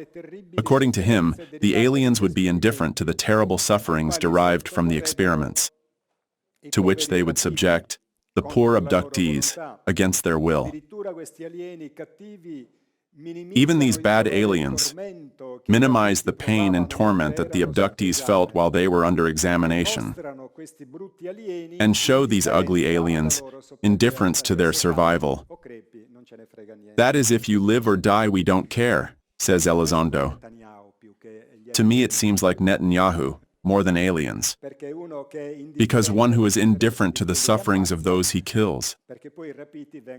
Because then the abductees are all brought home whole, yes, maybe a little scared, but they are certainly not killed. Actually, Elizondo claims that the aliens would have promised the abductees that they would not remember the experience, but that was a lie. So even liars, these aliens, and that the abductees claim to have felt completely vulnerable, defenseless, and scared, poor things, but then they brought them home. So, all this wickedness. But, says Elizondo, that he as a special agent considers these abductions a federal crime, a real aggression from the human point of view. So the umpteenth crime committed by these beings, because they are really criminals, these aliens. They also park in no parking zones, eh? The research carried out by serious scientists in reality demonstrates exactly the opposite. This is a very important character. Died in a strange accident in London in 2004. He was a Pulitzer Prize winner, psychiatrist, who taught at Harvard University. He was a luminary. And it happened that many of his colleagues who dealt with cases of mental disorders due to the fright of people who had been abducted by aliens, not being able to solve these cases, they brought them to him. Says, "You are the top. See if you can understand something about it." He didn't believe in UFOs at all. In the end, he had to change his mind, that is. He saw that these cases were real. That is, they were real cases of collection by extraterrestrials. He began to travel the world. He even ended up in the forests of Africa and found cases of Africans who lived in tribes, abducted, and who told exactly the same things as the American abductees. He published 2 books, John Mack, these 2, Abduction, Human Encounters with Aliens, and then Passport to the Cosmos, Human Transformation, and Encounters with Extraterrestrials. Both have come out in Italy. Encounters with Abducted Aliens and Passport to the Cosmos. They are 2 very good books. I knew him personally. This is a photo of mine, much younger, with John Mack in the United States. Really exquisite person. Let's look at 2 cases of alien abduction, very well known. These are 2 cases that I presented in a seminar on triangles, where ships and planes disappear, which are the triangles of mystery. Mainly I talk about the Bermuda Triangle and the Triangle of the Devil, which is near Japan. One of the most striking and documented cases of extraterrestrial abduction dates back to the late night of May 14, 1988. A young man, Amaury Rivera, worked in a discotheque at night. Just out of his job in a nightclub, he was returning home. At a certain point, he meets 2 small beings, 2 aliens, 2 extraterrestrials, and without understanding how, he finds himself inside an extraterrestrial base. Amaury Rivera recounts that in the base there were other people. They too had been abducted or taken, and they were more than a dozen. Then, subsequently, of these people, he, in the place where he lived, identified at least 7, that is, they recognized each other. The extraterrestrials, in these large rooms like cinemas, made these abductees, collected ones, watch a projection of images, both of their extraterrestrial world and of the future of the Earth. Images. Amaury Rivera recounts of terrible catastrophes that would happen in the future.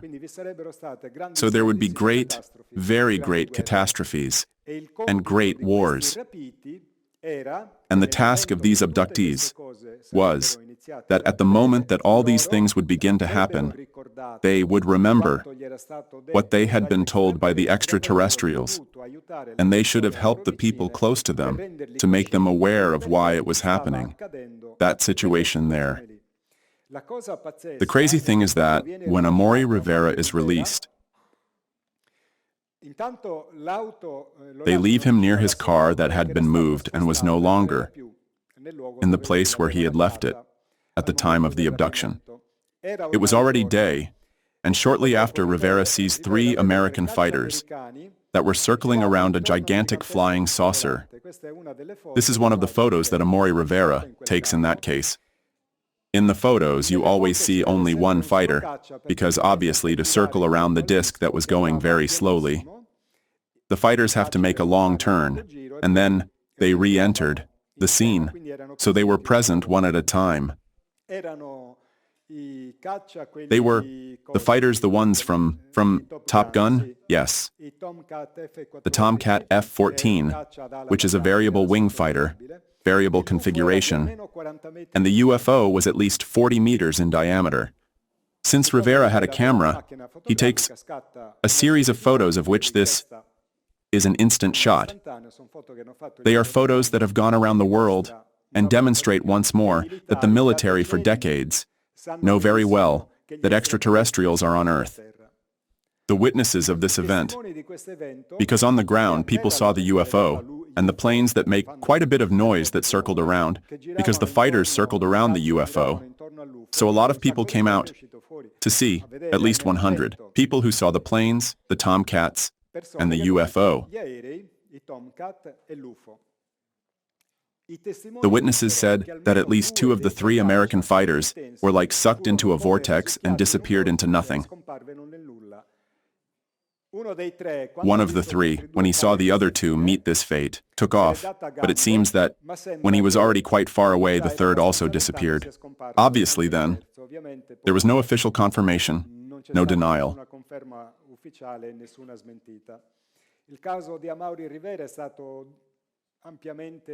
Amaury Rivera's case has been extensively investigated. This is Wendell Stevens. Amazing. Already passed away years ago.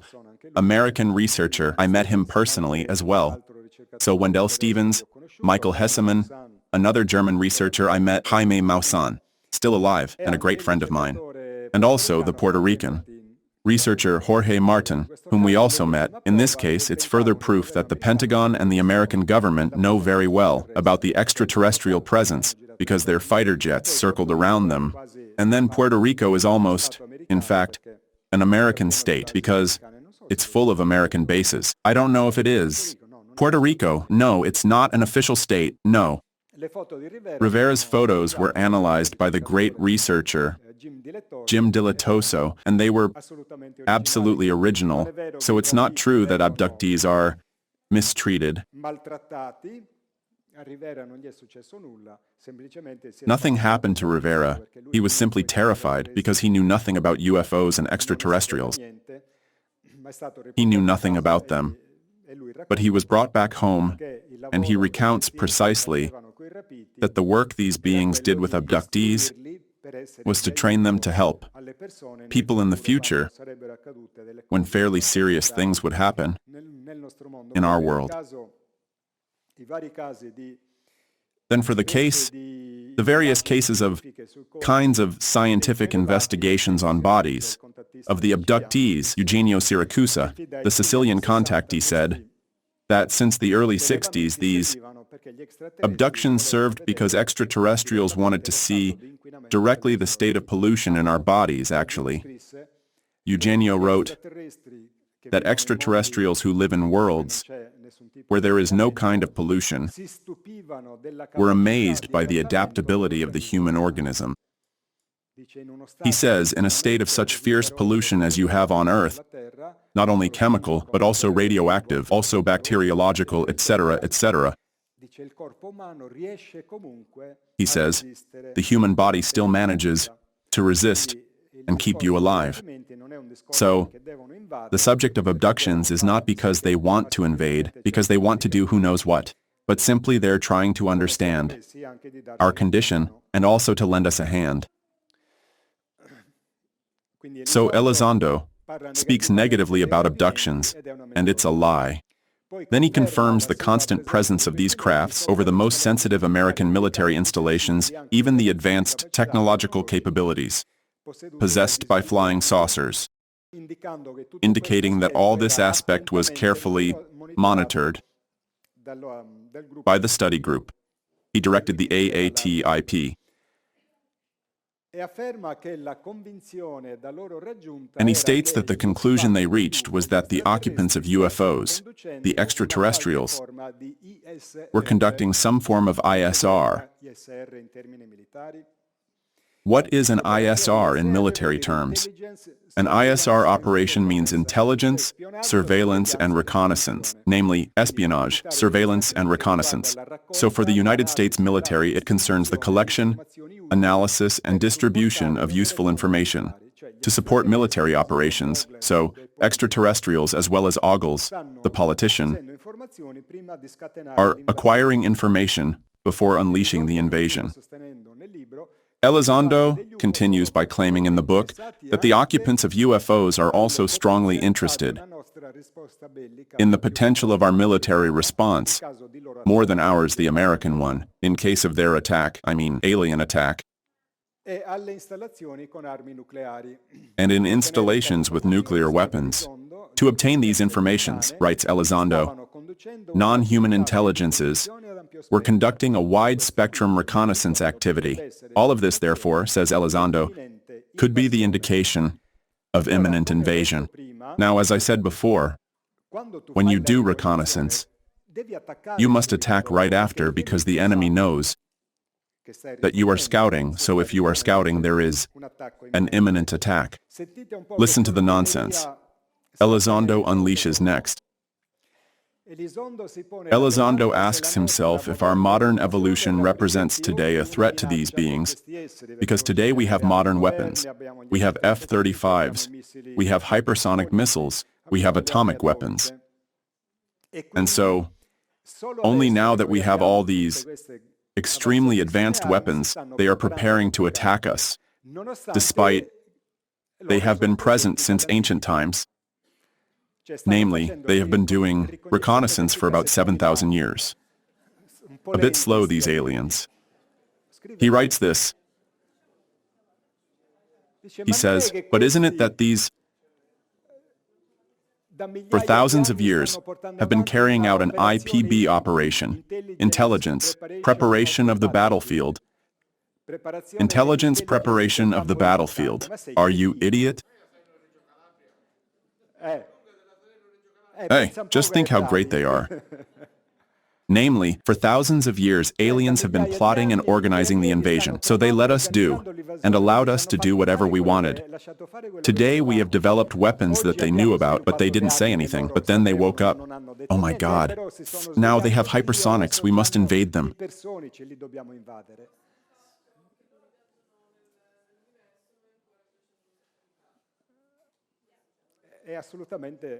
It's absolutely ridiculous. Only an imbecile cannot die laughing at these stupidities.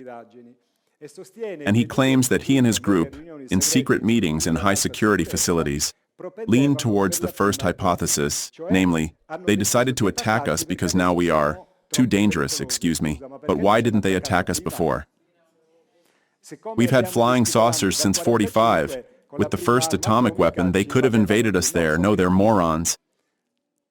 So this book really is an offense to human intelligence, which makes me say, what do these people think of us, the people? In my opinion, they think we are a bunch of fools. Because to sell us in a fake book like Elizondo's these nonsense, you have to be really, you must have a very low opinion of the rest of humanity.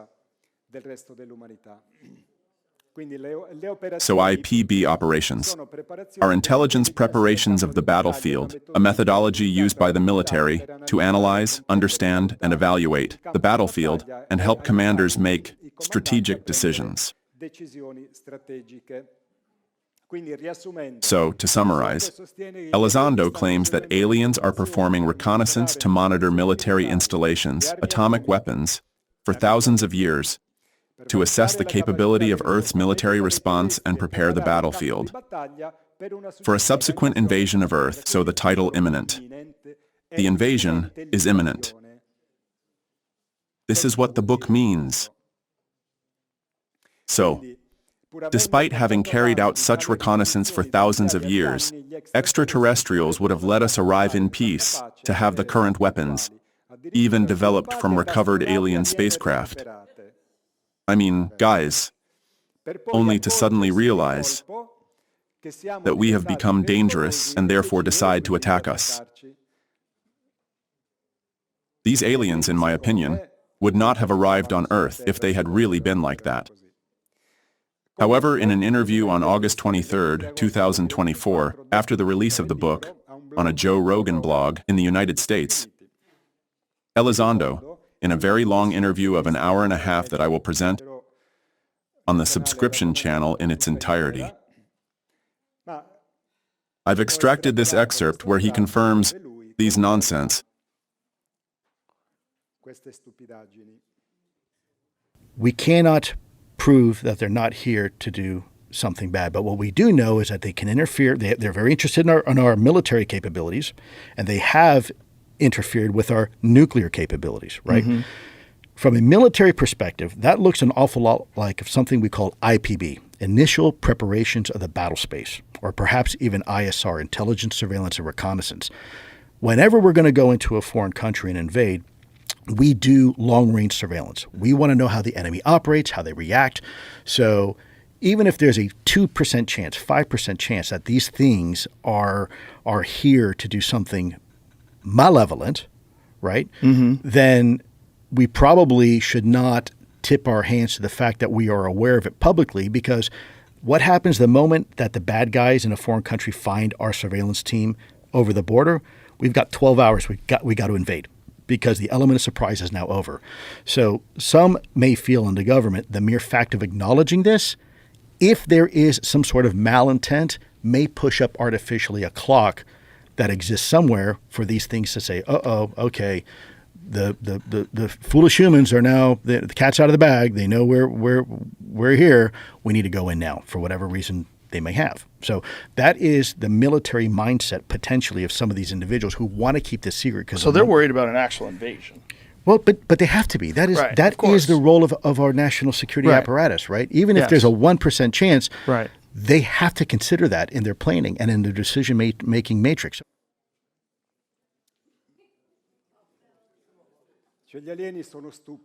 Namely, aliens are stupid. It's Elizondo who has discredited the Pentagon because aliens had not understood that we knew they were here. Imagine how they've twisted the facts. And so they are about to invade us. This is what Mr. Elizondo tells us, but the interview is from August.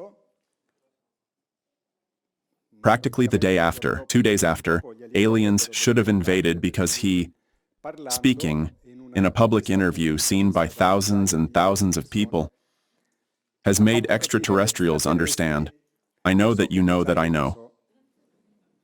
They haven't invaded us. A lot goes everywhere. Everyone is talking about it. Everyone.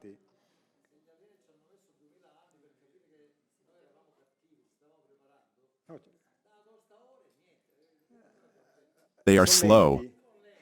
They travel beyond the speed of light, but they are slow. It's possible. They are slow to understand.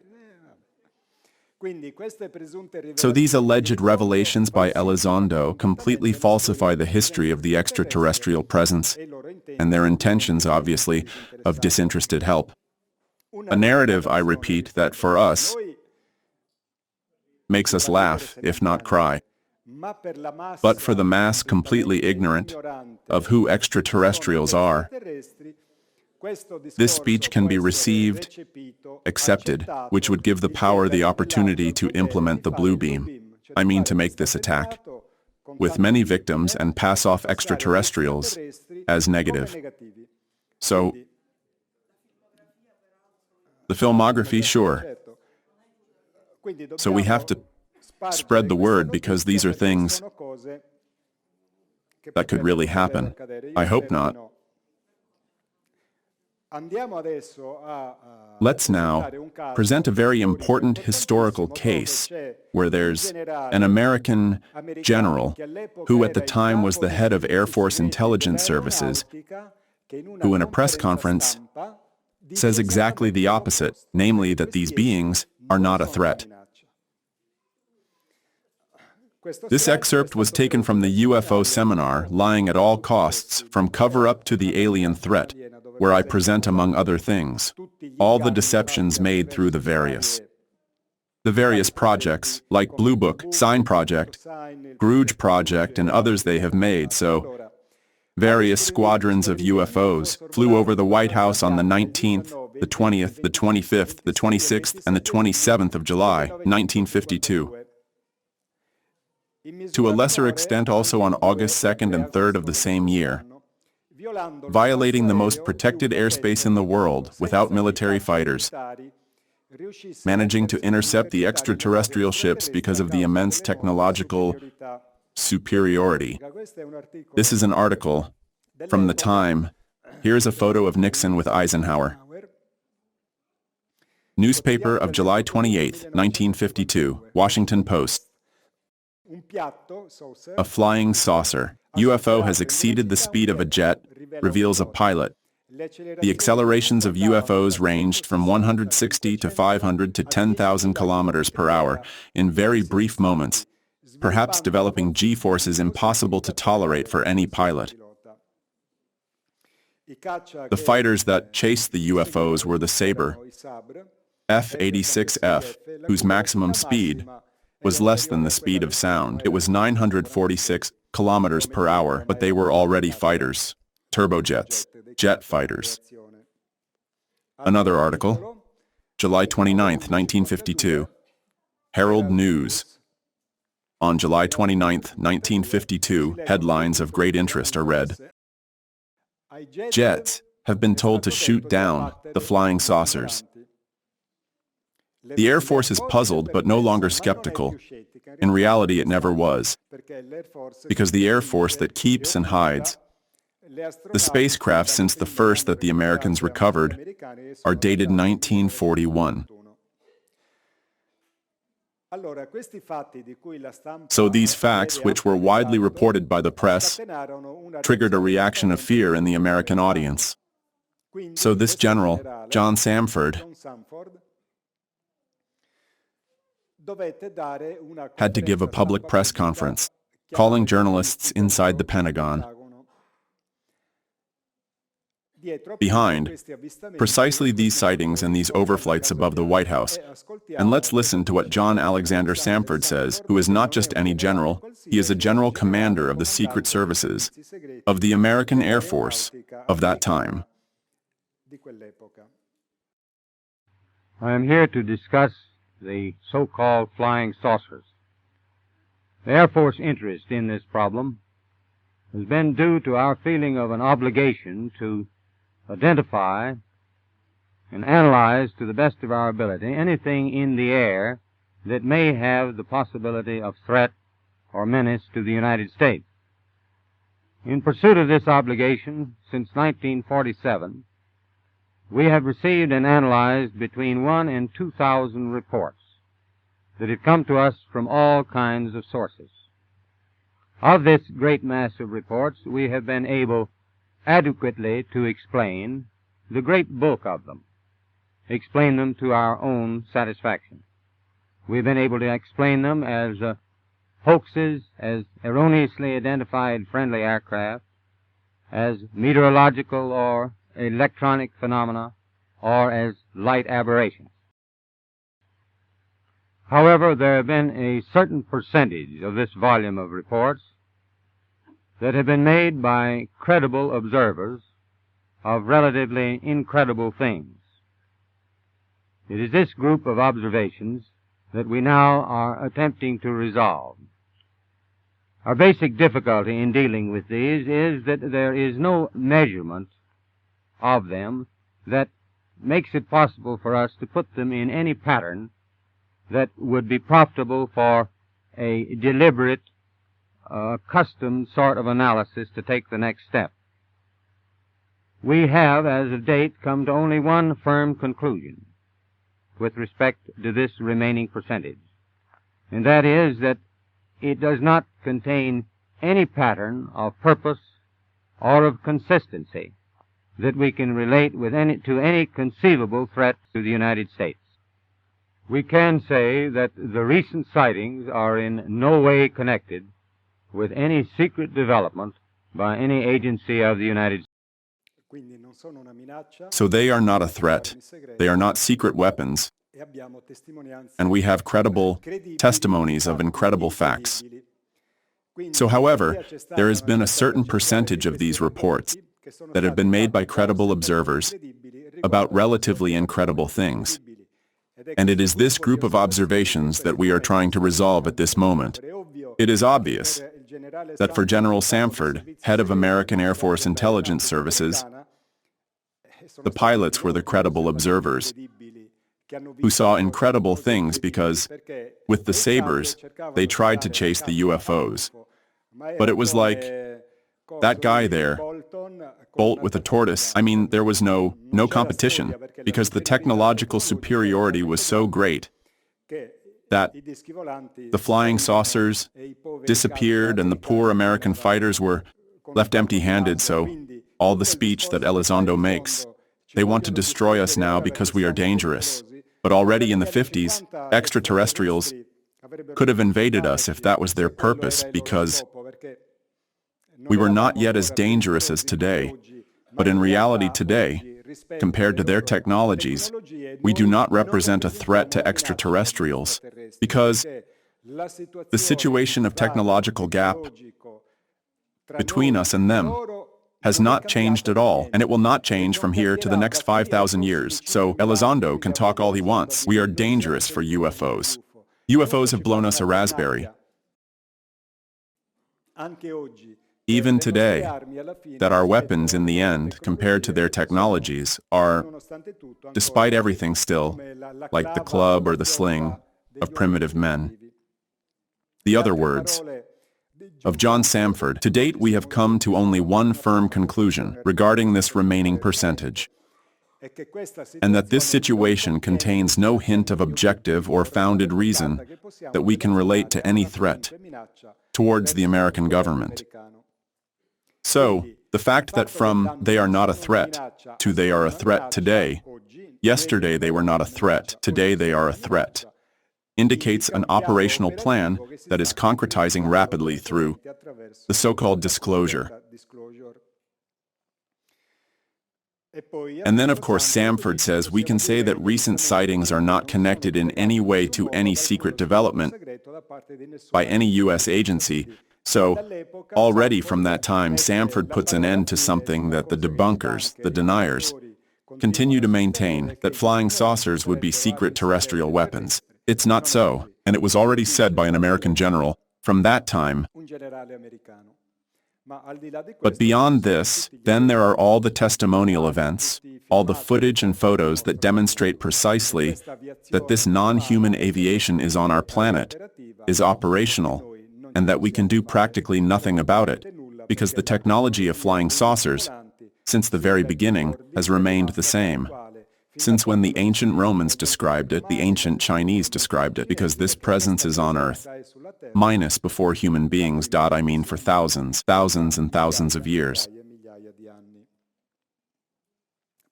Then do extraterrestrials monitor? Is the story true that they monitor military atomic arsenal? Yes, absolutely true. They control atomic weapons. So since the early years of the atomic era, the presence of extraterrestrial spacecraft over atomic sites has been evident. For high military spheres, it's not something that, oh my God, we are discovering now. They have known for a long time. It's just that the operational plan has changed. At that time, it was necessary to deny they existed. And anyway, since there were, as Samford says, credible witnesses, anyway, they are not a threat. Today, instead, the military say yes, they are there, it's true, and they are a threat.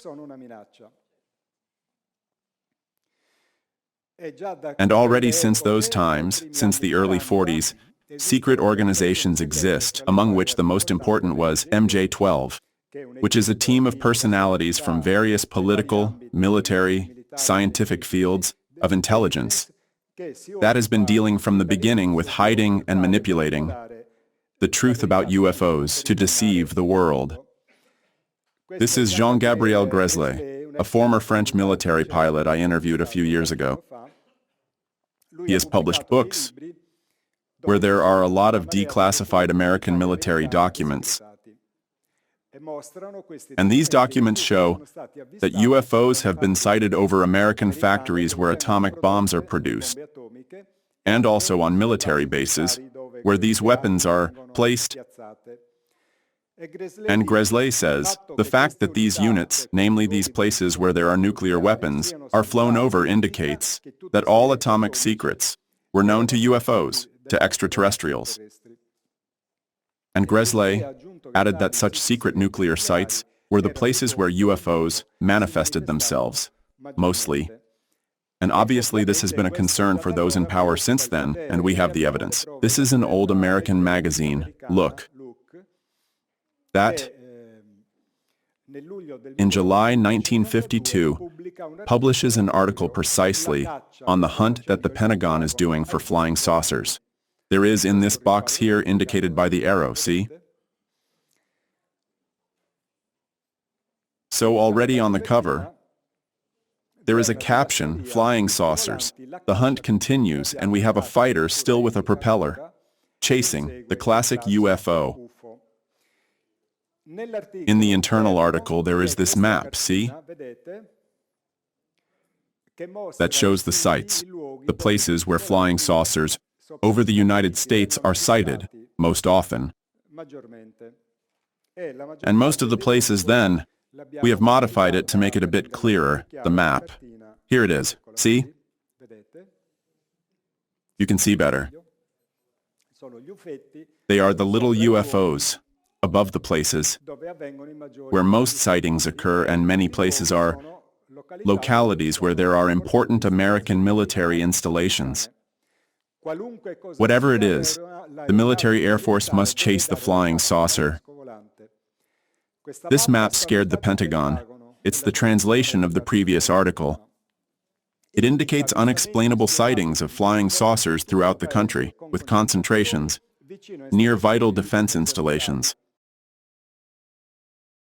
Fearing a danger from the sky, the United States Air Force is launching a secret scientific research to discover once and for all what are the mysterious and incredible objects that Americans continue to see above them. There exists a correspondence published by Gresley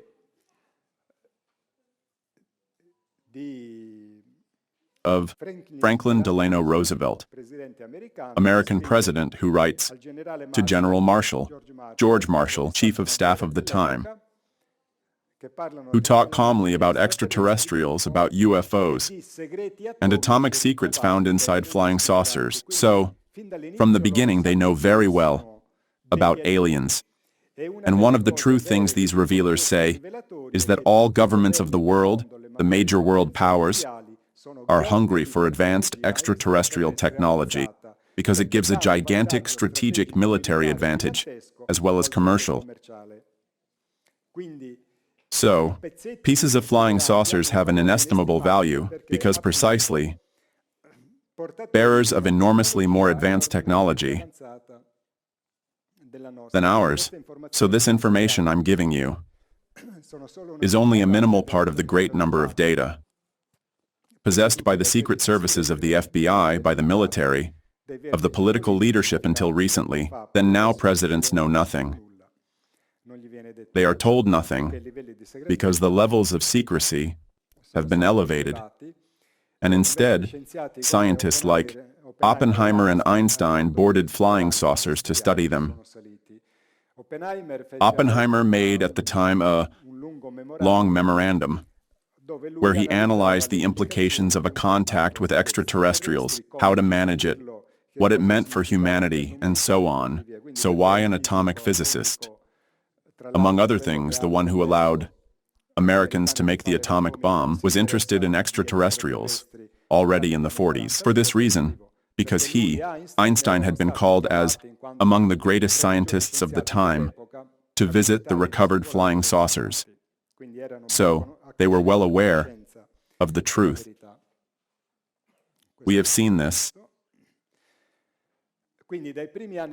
So from the early 50s, when the atomic era begins, the phenomenon of contactism begins to become famous globally. The extraterrestrial message begins to spread around the world, and one of these leading exponents was the Catanian, Eugenio Siragusa. In almost all cases of contact, both the best-known cases like Siragusa, Adamski, Menger, and others, and minor contactees, the extraterrestrials highlighted mainly their concern about the use of nuclear power, with the risk of a third world war, which is atomic. That would be devastating for us and for the planet. For this reason, extraterrestrials constantly monitor all atomic installations. This is a message written by Eugenio, the distant October 25th, 1952, 62. I wanted to see if you were paying attention. So, the extraterrestrials, from the beginning, have explained who they are, why they come, and what they want. So all this smelly junk that these alleged hero revealers want to sell us actually is old stuff. It's very old for those of us who follow the extraterrestrial discourse. So the strategic action of the extraterrestrials has always been explained. We are here And the reasons are these. They explained it with Adamski. They explained it with Menger. They explained it with Van Tassel. They explained it with Siragusa. And the government knows everything. So, that maneuver with Elizondo, with Grusch, etc. is just a big deception to arrive at a crime, an attack under false flag, and legitimize, officially, the extraterrestrial reality, but as a threat for humankind. Message of October 25, 1962. Eugenio had had the first physical encounter that year, on the slopes of Etna, at Monte Sona, Manfrey. First physical encounter. So, a few months later, Eugenio receives this message. Already in the first meeting, the extraterrestrials gave him a long message, where they warned about the very serious risks of the use and development of nuclear power. Nuclear experiments have alarmed the inhabitants of other planets. These, the main causes that push them, as they have done in the remote time, to visit, with greater particular observation activity, the Earth. They are here with us, because they know better than us what could happen at any moment. And while they are ready to intervene with all the means at their disposal to prevent the irreparable, they monitor the geoid, namely the Earth, in particular its magnetic axis, which, with the repeated nuclear experiments carried out in this time frame, indeed in those years, it was the era of open-air atomic tests that have shattered the planet Earth. They smashed the magnetic field, and they poisoned everything, earth, air, and water, with radionuclides, which were found even in the Mariana Trench. The scientist Rosalie Bertel calculated in 1,300,000,000 the collateral deaths on the use of military nuclear for the tests they did only. They monitor the geoid, and in particular its magnetic axis, which with the repeated nuclear experiments carried out in this time frame, has been shaken with such intensity as to seriously endanger its already precarious situation of instability. The Earth's magnetic axis is continuously shifting, and what scientists fear is that it may have a definitive escape, and the planet flips over. And this would be frightening, because immense tsunamis would be unleashed, and frightful earthquakes, because the inertial force possessed by the oceans and by the continents is frightening, because the Earth rotates around its axis at 1,600 kilometers per hour. Then we perceive everything in balance, but the planet rotates and rotates fast. So if you suddenly make it change its condition of balance, hell breaks loose. I would like to remind that in 2014, a biographical book of Sister Lucia of Fatima was published, where she reveals a secret that not even the popes knew. This secret was put by her spiritual daughter, a nun named Sophia, who we went to visit at the monastery of Coimbra miraculously. They let us in, Giorgio Bongiovanni interviewed her, and then we published the interview. This apocalyptic message came out in this book, and she says that there will be a change of the planet's axis, which is the continuation of the vision disclosed by the Vatican in June 2000. And she says that the waters will mix with the clouds. Because of this frightful disaster that will happen, because with the change of the planet's axis, hell really breaks loose, and she sees everything going underwater, over the water, and she sees, I repeat, the waters mixing with the clouds. First of all, further nuclear experiments must be prevented, as harmful to things and humanity, as lethal for the equilibrating development of magnetic masses of our and the other planets of the solar system. So, the atomic explosions have also caused problems to the civilizations that live on other planets of our solar system, especially Mars and Venus. Secondly, a peaceful union of all humanity is necessary to protect its survival, to provoke the ideal prerequisites for an exchange of scientific knowledge with inhabitants of other worlds, of our, and of other solar systems, much more advanced in all fields. We say that it's a great event. It is around the corner of this our time. And like all the great events of human history, it is too subjected to the pressure of rejection from the disbelief of the Superman, namely, of the egoic terrestrial, and of those who do not want to know, because they do not see, and because they do not touch. It is an excerpt of a long message from Eugenio Siragusa. So in reality, the world elite, the masters of money, who are those who have the world in their hands, fear the intervention of these beings that could change the state of things, the power balances of the planet, and therefore they are intervening with this deception.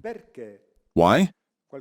Someone might ask me, if they are so technologically superior, what can these four idiots do? They are very clever.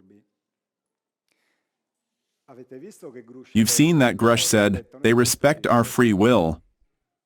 Why did I put that little piece? Not only because it contradicts what you said before, but because this is the heart of the secret. Their reasoning of the masters of the world is this. Take a sip of water.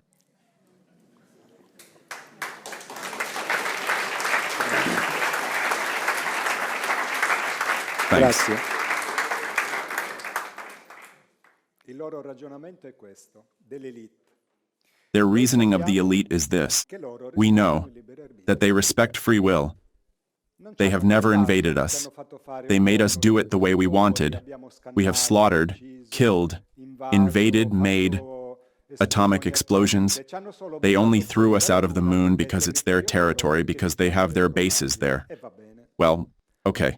But since they respect free will, let's make this attempt, because we won't win the war with them. But if we convince all humanity that they are negative, all humanity doesn't want them. So let's make a nice attack, the big attack, as the mafia called, the explosion that killed Falcone and his escort. Let's make a nice UFO attack. New York, they symbolically made it official with the movie of Spider-Man of 2009, where Spider-Man fights with Mysterio. It's full of Masonic signals. And there they notified the blue beam, because there are four monsters that were four holographic projections that were commanded by the enemy of Spider-Man, which is called Mysterio. Who has seen the movie?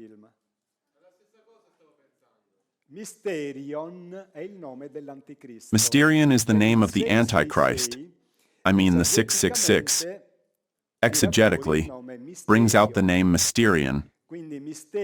Therefore, Mysterion uses drones that project holograms, and these drones in the movie cause great destruction even in Italy, in Venice, and in various parts of the world.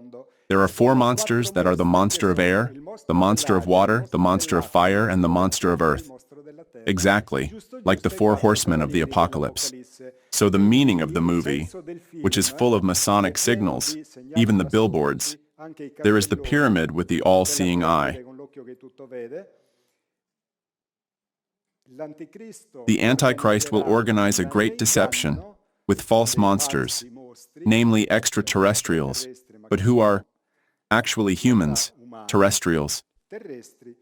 To make it so that humanity does not want the aliens, doesn't want them, and the aliens will go back home. Because if humanity rejects the contact, they cannot impose it on us. They have to go away. This is what they are thinking. I mean, actually the Antichrist thinks so. It's not that the military think it. The military don't understand anything. He thinks so. He says, let's make the attack. Let's convince all humanity. That's why of the defeat in Ukraine he doesn't care about. Because the New World Order, maybe they will do it, maybe not.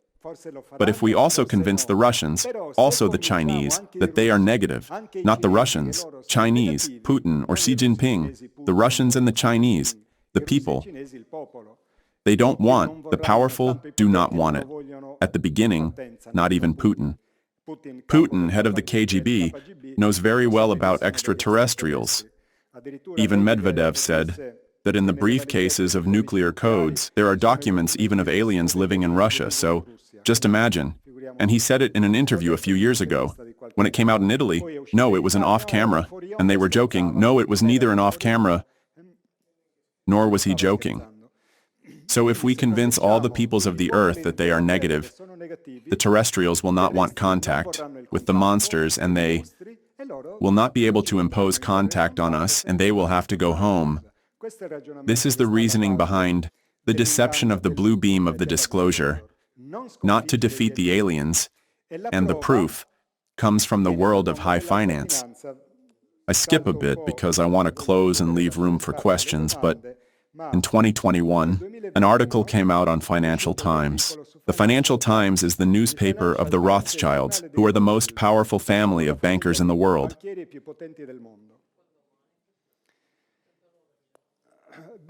After the extraordinary admissions on the danger that the discovery of extraterrestrial life represents for those in power, that the World Economic Forum made in 2013, another important organ of expression of financial power is the Financial Times. Published on December 10, 2021, an article, Expression of Financial Power, namely of the Rothschilds, where they say, do portfolios have a UAP risk? Title that we can translate in this way, do financial systems run a UFO risk? The truth is out there, and probably the markets need to start taking it into account. The article is signed by this journalist, Isabella Kaminska. She is not Sicilian, surely. And it is very interesting and reports an evaluation, clearly derived from the release of information on unidentified flying objects, made by the Pentagon starting from 2017. So, is there a UFO risk for investment funds? In the text of the article, the journalist, who obviously writes on behalf of someone else, puts the risks for finance due to the revelation about UFOs above those caused by the pandemic, and even of a clash between East and West, with China and Russia. Says the article, the known news and the known unknowns of today include the continuing fallout on finance, it means, of the COVID pandemic. They also include more difficult to define risks, such as a potential confrontation between the West and China or Russia. But none of these risks have the potential to shake the markets, namely make them collapse, as a great unknown has done, unknown, that has suddenly become a known unknown. The extraterrestrials, who have been for decades, an unknown that has become a known unknown. And the article continues. We are obviously talking about the growing seriousness with which both Pentagon officials and Congress have begun to take more into consideration the phenomenon of the so-called aerial phenomena, which then become unidentified anomalous phenomena UAP, more colloquially known as UFOs. No, known as UFOs. Why colloquially? It's not that before it was publicly I say UAP, colloquially I say UFO, it was UFO, and that's it. So what are the consequences for the markets? The award-winning investigative journalist and author of In Plain Sight, Ross Coulthart, who by the way is the one who is interviewing Elizondo, Grusch, and the others, has investigated for years on what officials really know about UAPs. One of the biggest concerns among experts, he says, was the potential economic impact on markets if the extent of the uncertainty surrounding UAPs in the armed forces had been made known.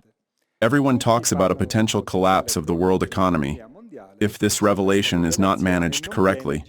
So, they have to manage it correctly. There is even already a financial product of Wall Street that takes into account the risk derived from revelations about UFOs. Namely, you can insure your money against the risk of the revelation of the existence of UFOs. and extraterrestrials. Risk arising from unidentified aerial phenomena, UAP, and UAP, previously known as Unidentified Flying Object, UFO, is a flying object that appears or moves differently from any known aircraft used by the United States or by any foreign country. Recently, the U.S. military has recognized the existence of UAPs and has confirmed the authenticity of some videos and images that claim to show UAPs. Given that currently there is no identification of these observed phenomena, it is possible that UAPs may create unintentional operations or deliberate on cyber data security and other interferences with the functioning of satellites and other objects in space. Such activities could have a significant negative impact on the fund's securities, thus causing a loss of value of the fund's investment of such securities in portfolio, and negatively affecting the ability of the fund to achieve its investment objectives. In short, touch everything, but not the money. So UFOs are a threat to high finance.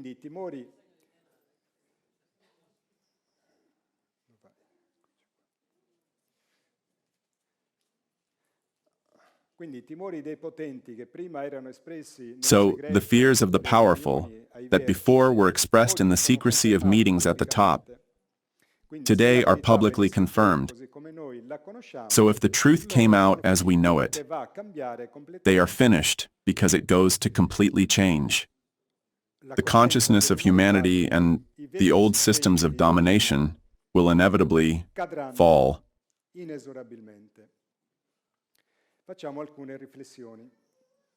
Let's make some reflections.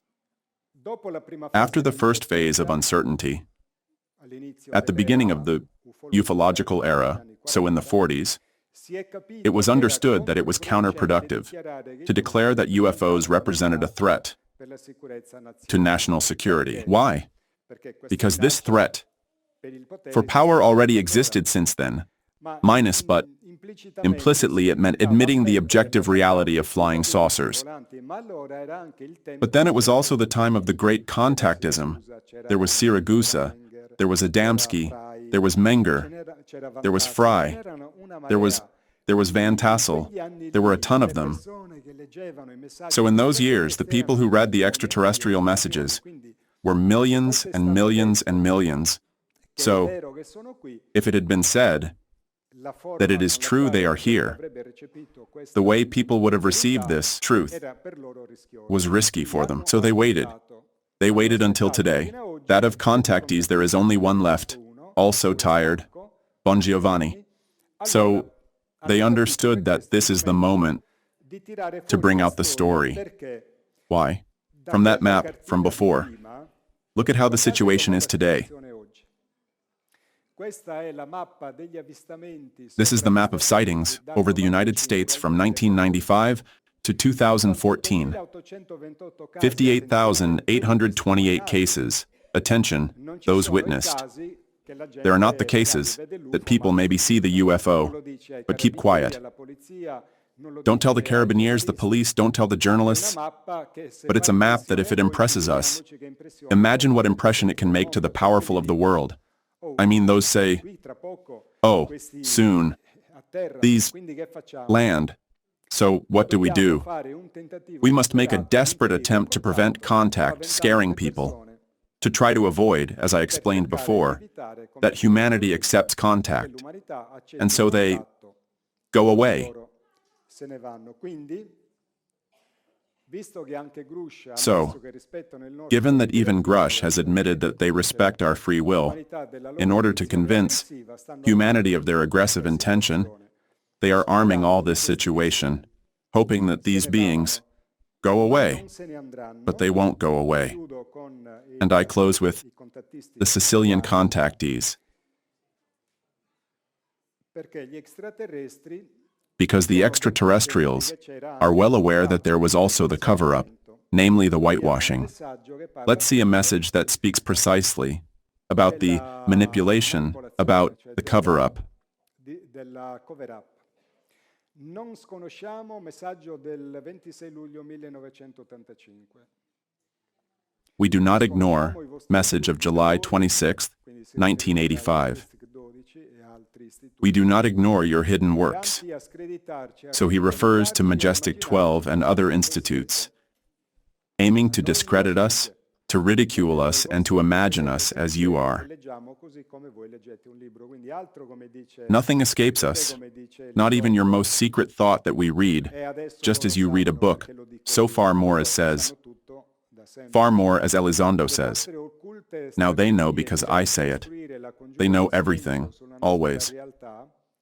Your hidden strategies aiming to instruct the conspiracy of silence on our reality, or other maneuvers that attempt to dissuade, to terrorize, to invite to believe that we are primitive, cannibals, vampires, savages, etc., etc. We know them, and we do not ignore the proponents of these diabolical strategies. These people, say the extraterrestrials, don't know that we could in less than 5 minutes of your time reduce your planet to a globe of energy. This we would have done if we had had your perverse intelligence, your bloodthirsty instincts, your destructive ambitions. We have been following you since you had clubs on your shoulders, and today you are not much better than then. Then you were not so dangerous. You were not friends of violence and of death as you are now. And so what is the extraterrestrial plan? It is a plan of salvation, but it is a plan that, as the powerful fear aims to change, precisely the power balances. An indisputable reality.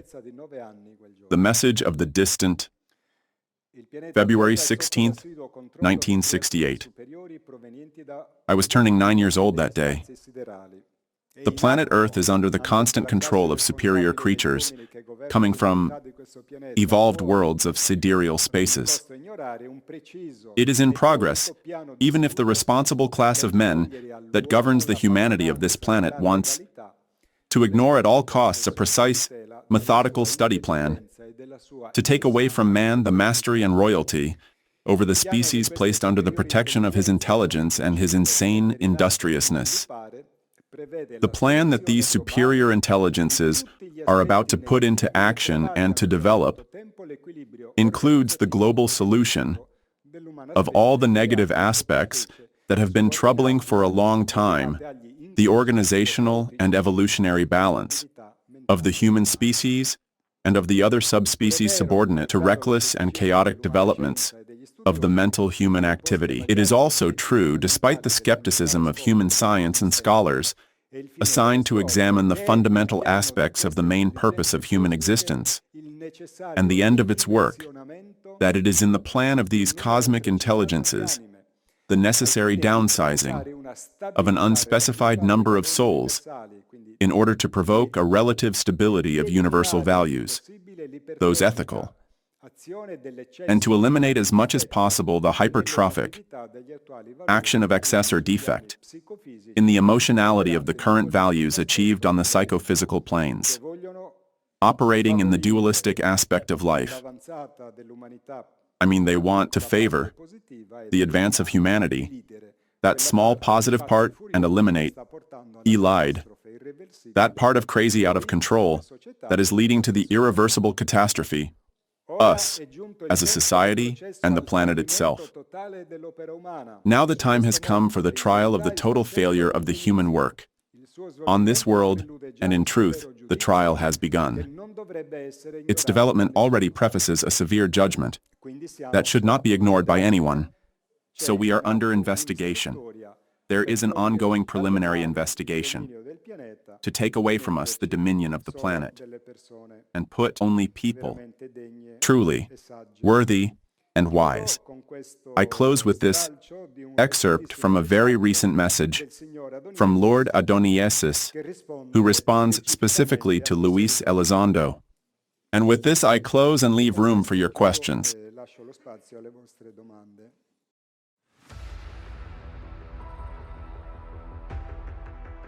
From heaven to earth, Message from Adoniasis in relation to the statements of Mr. Elizondo. My spokesperson, the writer, makes himself available to bring my voice to Mr. Elizondo and to the supervisors who control his activity as a researcher and witness of the truth about UFOs or UAP, as you call them today with your modern language. Our vehicles fly over your planet in peaceful form. We choose the last ones, the humble, to be able to communicate with you because we have been betrayed by your powerful. We have contacted General Eisenhower, President Kennedy, President Khrushchev, and many other heads of state and military leaders. No one has managed to keep the promises, and who wanted to do it, like President John Kennedy, has been assassinated by the real power that rules on your planet. It is to this power that I, Adonisis, address at this moment. To the power of masonry, to the power of criminal organizations, to the power of those who possess all the money of the world. This power in the United States of America, you have called it Majestic 12. The name that instead the Russians have given to the power above the power is Pravdomir, peace on the truth. Obviously a fictitious name. This is the power that dominates the world. The presidents, the clowns like the officer Elizondo and other clowns that these characters use count absolutely nothing. They can do nothing. Heads of state like Joe Biden, Donald Trump, Mr. Putin, and others can do nothing against this power, which dominates money. They would like to make you believe that we are evil, that we are negative, that our intent is to invade you. We are not interested in this because the truth is quite different. Our project is to save about 10 million adults, men and women, and about 1 billion children.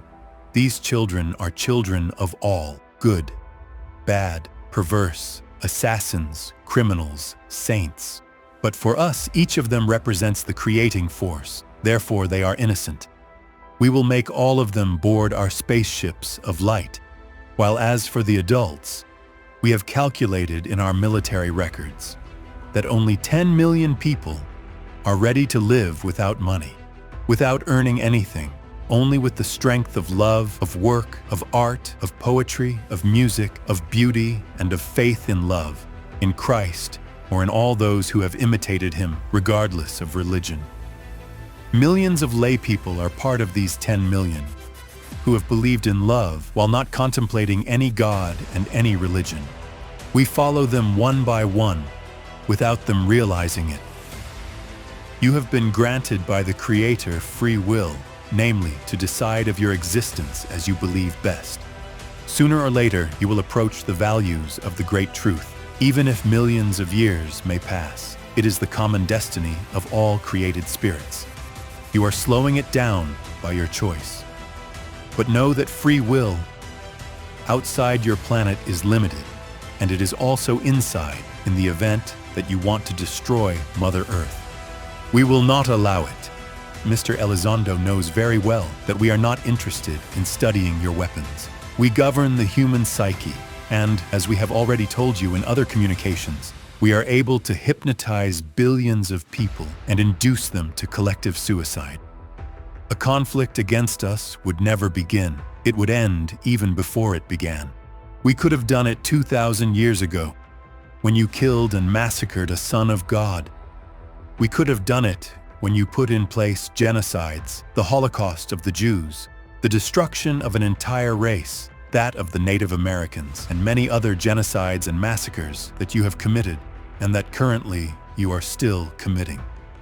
But if you want to put in place a war against us, or attempt to threaten our messengers, whom we have sent to Earth to help you, we will put in place one of our military projects, and we will annihilate you without you even realizing it. You would not even realize that you are no longer on Earth. All this, minus Mr. Elizondo and all the true power, heads of state included, must know, but perhaps they already know it. So be careful. If you launch a single weapon against us, we will annihilate you. If you will try to touch one of our brothers, we will annihilate you. If you will try to manipulate the minds of people, making them believe that we are the bad ones, we will proceed with a massive contact on Earth. If humanity, according to our surveys, turns out to be convinced that we are negative beings, we will land en masse and speak to the United Nations. We will manifest prodigies and block all your military stations. We will also block your brains, leaving free thought and free will. But you will not be able to move, nor to shout, cry, or smile. You will be forced to listen to us because we will leave you free intelligence and the ability to understand, to will, and to comprehend. This would be our military attack. We will demonstrate to you that we are good beings, fraternal friends, that we only want to help you, but do not tempt our generosity because we are also justice. I conclude by saying that the Earth will be saved. We will save it. Some millions of people will populate it. The new civilization of the Earth will enter to be part of the Interstellar Confederation. You will travel in the universe. You will discover new civilizations. You will abandon the God money and all those who have elected it as the absolute value of their lives. Billions of people will be deported to other worlds, always if we let them live. It depends on you. It depends only on you whether to live or die.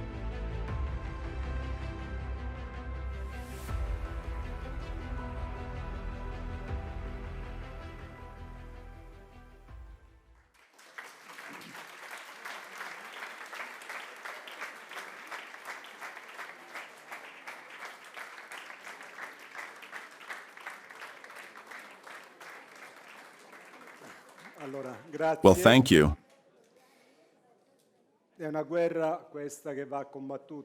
This is a war that must be fought with the weapons of culture, of peace, and of knowledge. Now I ask if there is a volunteer, some volunteers to pass the microphone. I would like to tell you if you want to help us to cover the expenses we have faced for this event. Here at the welcome desk, there's a small box where you can generously leave your contribution if you wish to help us. Because the organization of these events has costs, you know, travel, hotels, etc., etc.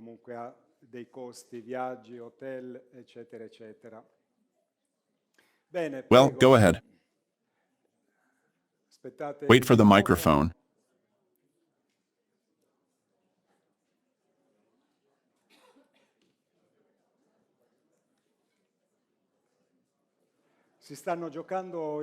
They are betting everything. They are very frightened. But the rooster has already crowed for them. They won't succeed. The problem is how many people they will drag with them.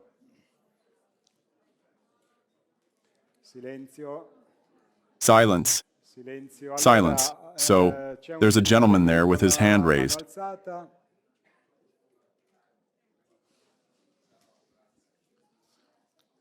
Good evening, Pierre. Hello. My name is Giorgio. My question is, also together with my wife Melania, who is embarrassed to ask it, but I'll ask it in her place. But today I'm not biting, eh? I start biting from Monday, on Saturdays, and Sundays I rest. This is the question. What will happen to all the children of the earth? They will be taken away, up to 14 years old. This is a beautiful. This is said by the message. Billions of children will be taken away because children are innocent. Until the 14th year of age, karma is not considered. Even if the child Thank you. manifests it because they are disabled, etc., but technically innocent. Because from the 14th year, the self begins to develop. So until the self develops, even though karma is active, in physical difficulties, the child is not considered tainted by karma. There must be the consciousness of the self that says, I suffer. That's why children are innocent. That's why children are innocent, yes. Thank you. Thank you.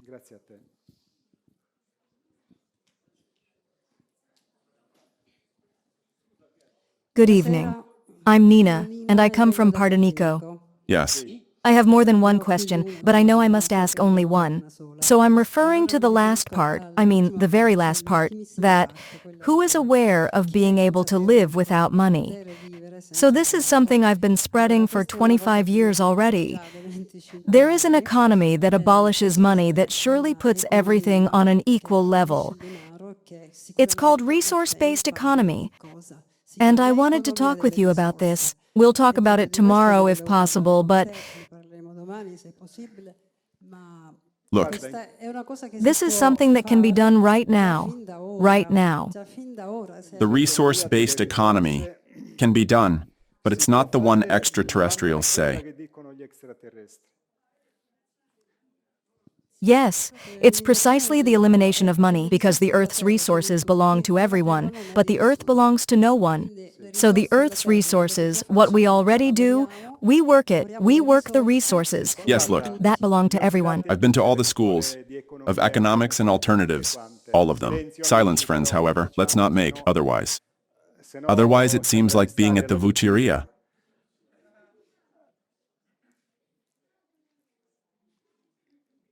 In a system, that is the one prevailing today. Those who want to escape from the system are not well viewed by the extraterrestrials, because at this moment, it's not important to live outside the system. It's important to wage war against the system and awaken souls.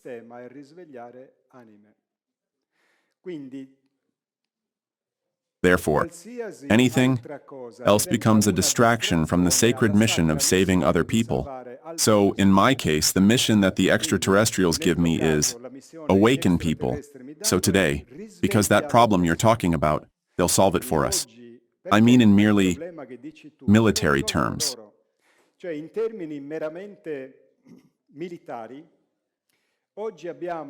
Today we have a power struggle in earthly power, East against West, China and Russia against United States and allies. But there's a third power, which is them. The two powers that wage war against each other are two powers that use the same things: weapons, money, speculation, pollution, etc. So they are not, I mean the alternative is certainly not Putin or China, to Biden and to United States or to Meloni. May God grant her glory.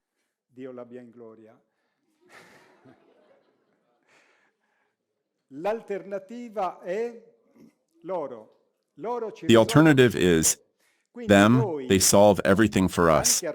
So we, even armed with goodwill, we will never bring down the system. They tolerate us if we are a handful of people. But the moment your system would absorb the interest of 100,000 people, you get infiltrated and torn to pieces, or killed. So there exists no system that can escape from the system. This is a speech I make to everyone. At this moment, we need to ally each other with a power, a winning one, that will defeat these cursed criminals. The only existing power that defeats the powerful of the world are the extraterrestrial civilizations. So we must not carry forward plans randomly because we like them. We must ally with them according to their directives. Then free will, let everyone do as they please, so absolutely free. Circular economy, resource-based economy, but this is not the time. Now is the time for the battle, and we must all unite there, if we want. Then let everyone do as they please. So I was invited as a public figure, even by politicians. Come with us, you're a good speaker. Take our flag, be our leader. Become, we'll make you participate in the elections. No. I'm already allied with those who have already won. I don't need other alliances. I was given a mission, a project to carry forward. And so I say, let's all unite under the flag of the one who wins. And the one who wins has a name. It's called Jesus Christ.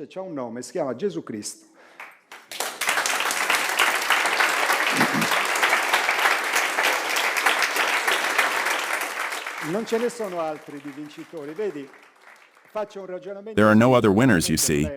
I make a simple reasoning. Obviously, it's not a controversy with the sister whom I can only appreciate, but I must bring clarity and discernment in military terms of strategy.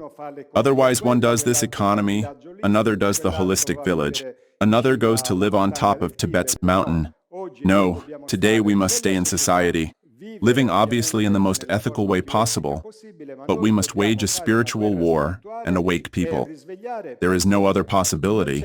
There isn't any, because if we reach significant numbers, an alternative, they'll infiltrate us and tear us to pieces. There's no war with these people, they have everything in their hands. So if we think of living with small systems, the alternative currency, the sheik of that guy there, what was his name? I don't remember. We win if we ally each other with the true power that will change forever the face of this humanity. There are no other hopes. Apart from the fact that the vast majority of people remain with money and with the usual logic. I have been to all the alternative groups. I myself am a sovereign. I don't know if you know the sovereignty speeches. I made all the documents. I am holder of my name and surname, of my fiscal code. And I understood, as soon as I finished the whole circuit that lasted 7 years of studies and of rounds in various, as soon as I finished and I had in hand the documents signed by the prosecutor's office and by the court, which therefore were authenticated, I perfectly understood that they are absolutely useless.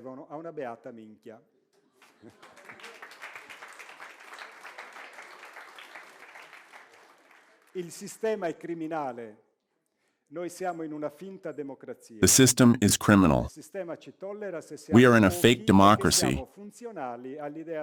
The system tolerates us if we are few because we are functional to the idea of democracy. But as soon as we cross a certain limit, they destroy us. So I like to win. So I ally myself with the one who wins. It's called Jesus Christ. Then everyone is free to do whatever they want. Jesus Christ and these beings who are his legions. His army. Who has the microphone? The microphone? Give it to someone or you ask the question. Mr. Korea? Hello. Hello, we are talking about 10 million.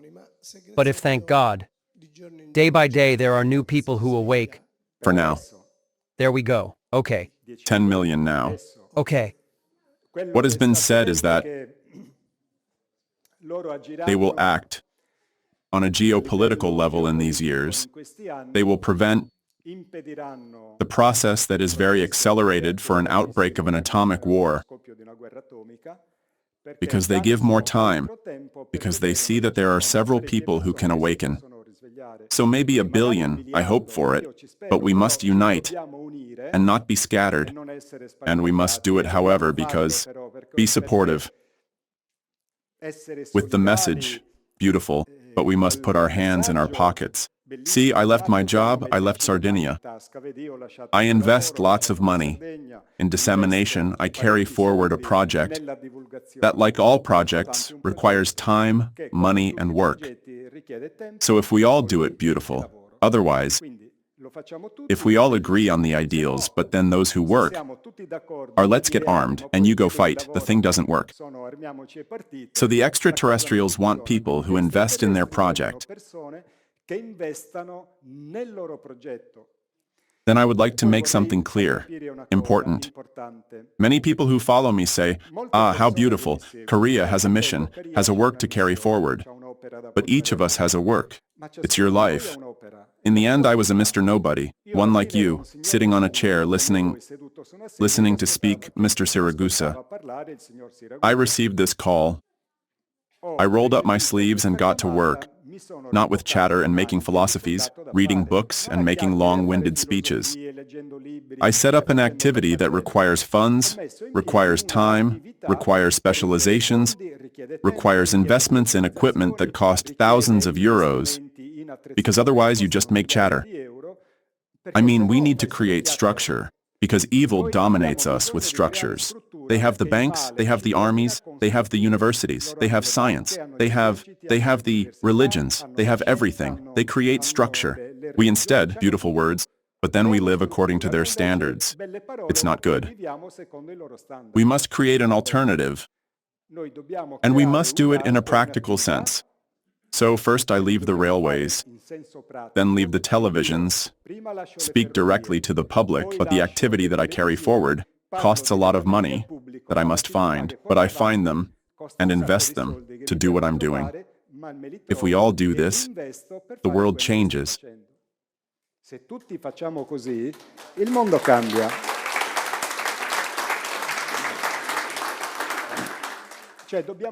I mean, we must be practical. Practical, because if we want to eat and dress, we must be practical. Have money, buy food, buy clothes, buy the car, buy petrol. The spiritual work is an entrepreneurial activity, like any other activity. So, the spiritual person is not one who goes to church and stays there. Oh Lord, I pray you, solve our problems. No. The Lord gives us a hand, they say. Lord helps those who help themselves. Please, another question. Who has the microphone?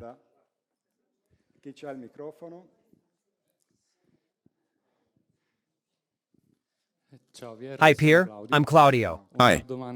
A question that pertains to the theme of this evening.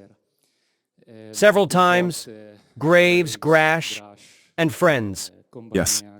They have declared that the government of the United States of America possesses spaceships. Yes. My question is, from your knowledge experience, from your studies, is there one time, just one time, where it can be said that it was really the government that shot them down? No. I knew the answer, but I wanted to hear it. No, they made it believe. Why did they make it believe? They made it believe because, until a certain moment in history, let's say end of the 70s, they used to have the hope of convincing some power group to go to their side. I mean, ally with them. They tried with Kennedy, they tried with Khrushchev, they tried with Eisenhower, they tried. There was a case of contact, think about it. A commander of an extraterrestrial fleet went to knock himself at the headquarters of Ecuador's embassy in Peru and spoke with Peru's diplomats. So they tried in every way. They tried with various popes, etc. The message said it at the end. They were betrayed by everyone. So forgive me if I interrupt you, but... So they had to leave the illusion. Okay. That they had some weakness. But in reality, all the spaceships that fell, they let them fall. Given away? They gave them to us, yes. But on board there weren't real extraterrestrials. There were clones. Perfect, thank you. I have an information, attention however, from Russia, in reality, a spaceship. Just one was shot down, but it was a Venusian ship, so it wasn't a ship of very high technology.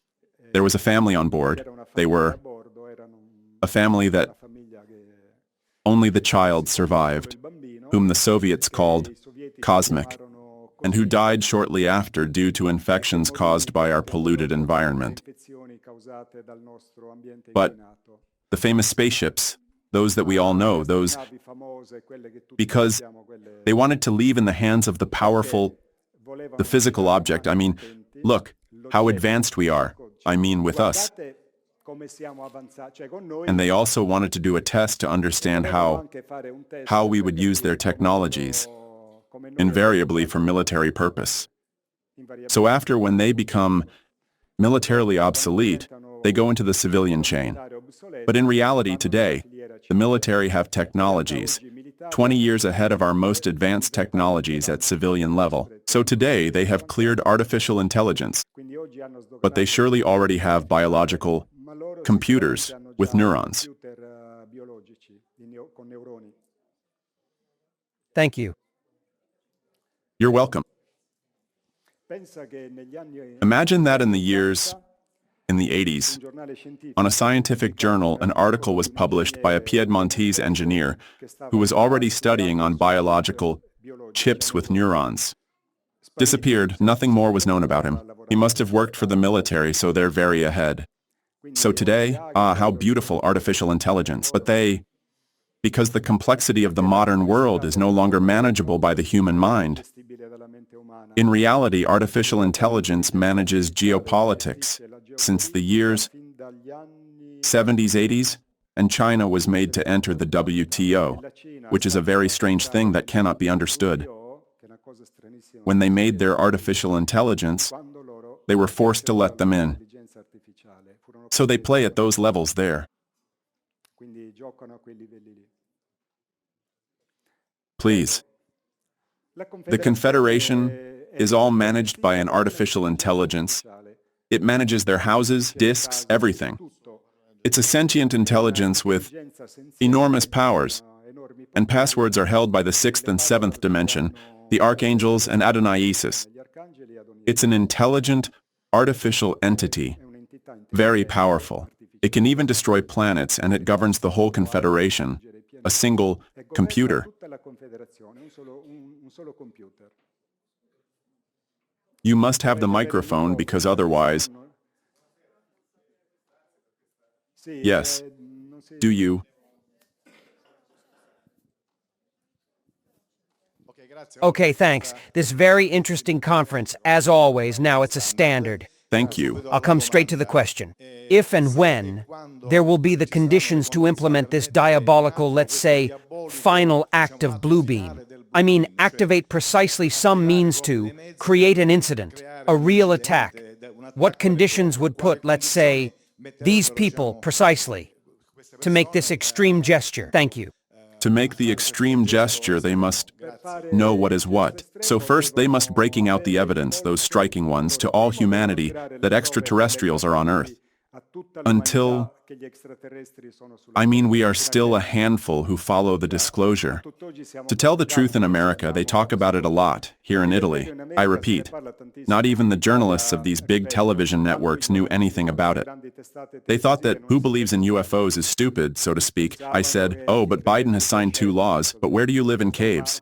Have you just arrived from Mars? How the hell are you arranged, you television journalists? No, and we missed it. We missed it. But go to hell. So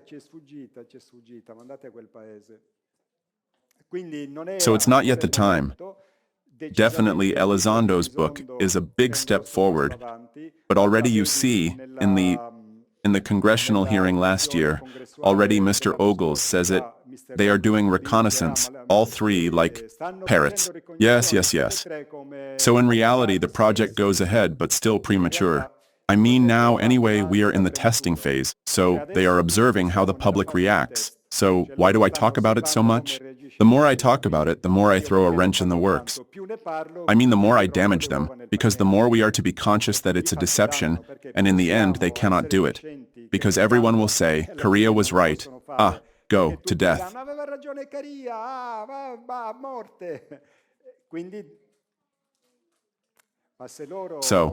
But if they are convinced that society might believe that aliens are negative, they will make the attack. First, they will bring out maybe the whole flying saucer. They'll show it to us. Actually, Grusch has already said that it's Lockheed Martin that possesses recovered flying saucers. But they will bring it out only if they see that their process of acclimatization of public consciousness towards alien negativity goes ahead. If it doesn't go ahead, they will close it. Thank you. You're welcome. So the times are X, unknown. Who has the microphone?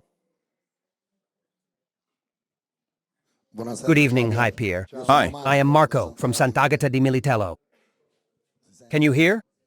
Yes, go ahead, Marco. So, Pierre, mine is more a consideration, more than a question. Based, let's say, to Adonai-Isis's message, Blue Beam Project, or not Blue Beam Project. In fact, they will make the mass landing. So I ask you. Mass manifestation. Mass manifestation. I ask you. by virtue of this situation that exists in world geopolitics. The West against the East, the war of Israel, these attacks between Israel and Iran. According to you, do you see it as a potential, let's say, beginning of third thermonuclear war? Because, Pierre, we know that if one or two devices of nuclear devices should explode, they would land within 8 minutes. Your consideration, thanks, Pierre. So, at this moment, the situation is very complex and fluid, because Putin has told the Americans, since you are arming our enemies, we will also arm your enemies.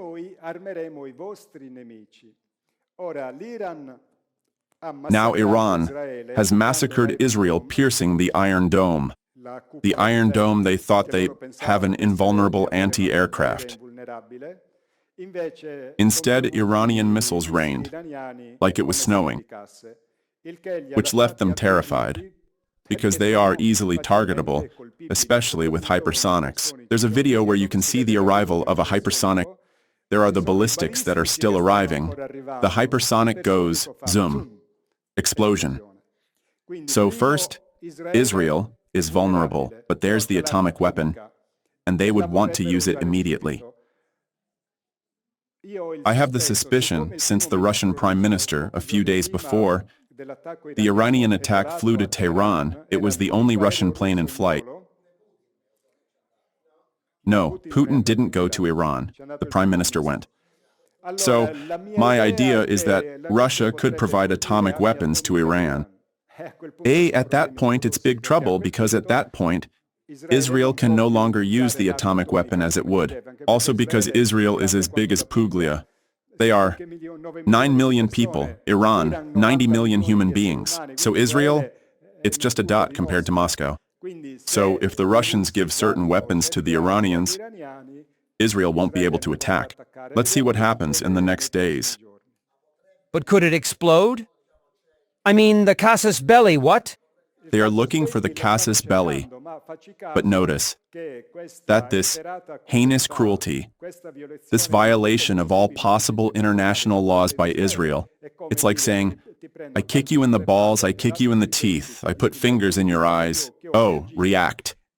And they are not reacting because the Russians are saying, because the reaction is what America wants, because they are at a disadvantage. Instead, time plays in favor of Iran, of Russia, and of China. So the more they manage to hold on, the more they sink. So there's this subtle game, and we know that Putin is a great chess player. He's a very cold and rational person who calculates. He doesn't have the emotional response like we Westerners or even Americans might have. So these drool, they really foam venom because they can't have the manifest outbreak to attack. For example, Trump's election will be very serious in the Middle East because Trump is a die-hard Zionist supporter. Trump is completely in the hands of the Zionists. In fact, he already now says that if he's president, he will attack Iran. Instead, there are a lot of deluded, stupid people who think that Trump will finally represent the era of peace. Not at all. It's not like Biden is any better, but certainly Trump is not the salvation. Then, another thing, we need to see if the extraterrestrials let them do it, so it's all... Sooner or later it will happen anyway. I mean, God. In the end, we'll flush the chain and... Please, who has the microphone? Microphone, who has the microphone? Here's the lady, stand up. Stay calm, please. Hello, Mr. Korea. My name is Antonella. Hi, Antonella. So, listen. Biblically speaking, we are in apocalypse. The apocalypse is current. We are at the end. At the end, what I would like to tell you, that surely you will give me a certain answer. The Antichrist. We have talked about many Antichrists tonight, about many politicians that we know is pure masonry. Yes.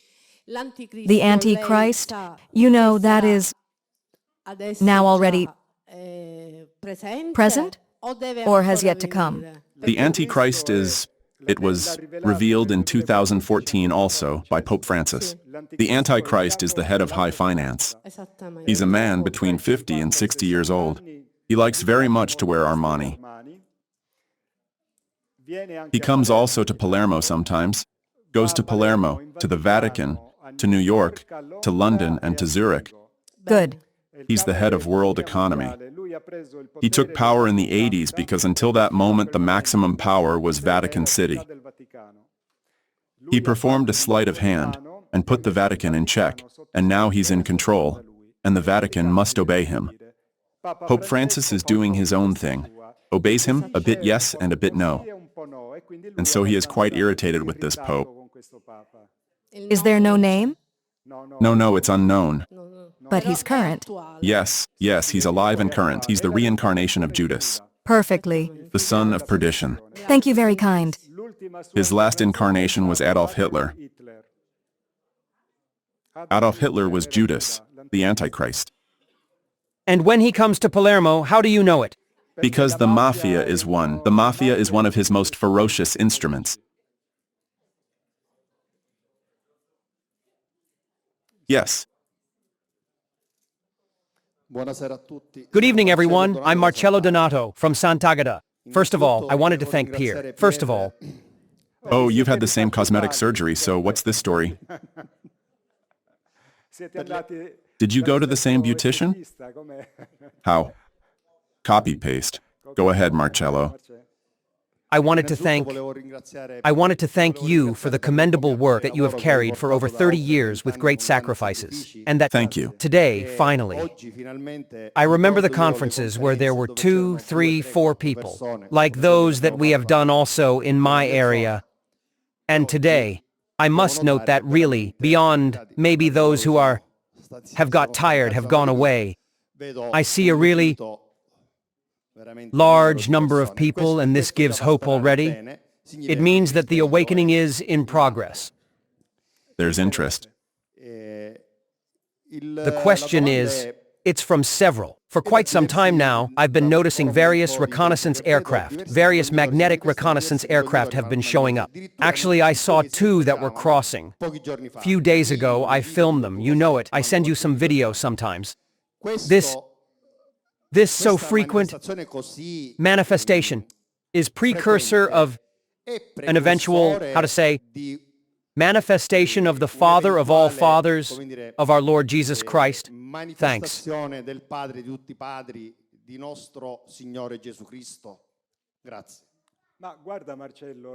Listen, Marcello, the extraterrestrial visit is messianic. I mean, it's one of the eschatological signs that we are in the time of the second coming of our Lord. And about this, Eugenio Siragusa has spoken extensively. Indeed, he's the most important contactee of all, who explains the messianism inherent in the extraterrestrial manifestation, explaining that they are those beings that have been called angels in the Bible, so they are evolved entities, bearers of an ethical message. They are civilizers. So also the obsolete figure of this religious Jesus must be modified. Jesus is a civilizer. He brings us laws and knowledge to stabilize the ethics of society in order to avoid self-destruction, which is determined by the imbalance between spiritual sciences and material sciences, where material sciences are cheerfully leading us to extinction. So their activity of any kind and type, including the geopolitical one, reconnects to that great revelation that, then, in fact, represents an act of force of these beings, with at the head our Lord, who says, if I wanted, I ask my Father, and he gives me more than 12 legions of angels. So they are the precursors also, then, of this very powerful manifestation that will change forever the fate of humanity. The discourse, Marcello, in terms of time, we don't know it, because the day, the hour, depends on humanity's reactions to the solicitation it receives, both in the positive and in the negative. I'll give you an example. I have been offered several times a political career. Or I have been offered many millions of euros, but I would no longer have been free. Because either the political hierarchy, or who gives me the money, would have anyway commanded me. And I said no, thank you. I carry forward my mission. Who wants to help me? Among the people can help me, someone with subscriptions, seminars, offers, etc. But I am free. I mean, I answer only to my public and to the brothers of heaven. If I tomorrow, and this is in my head, succeed in creating a great popular movement that must do nothing else but increase the ethical tenor of their daily life and their consciousness through the acquisition of scientific data, above all in spiritual sciences. If I manage to create a great human mass, this accelerates the times undoubtedly. I try with all my strength, in all possible ways, and I don't even sleep at night.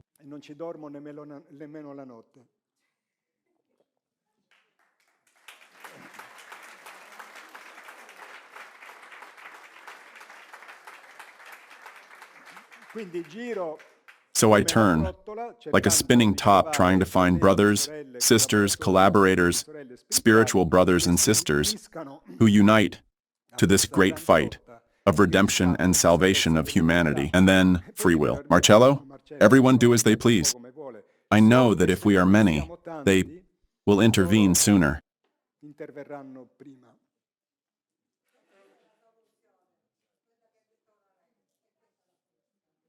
This is the solution, sure, there aren't others.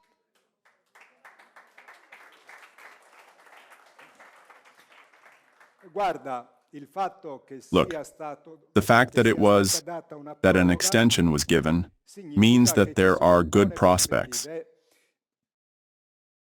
Lately,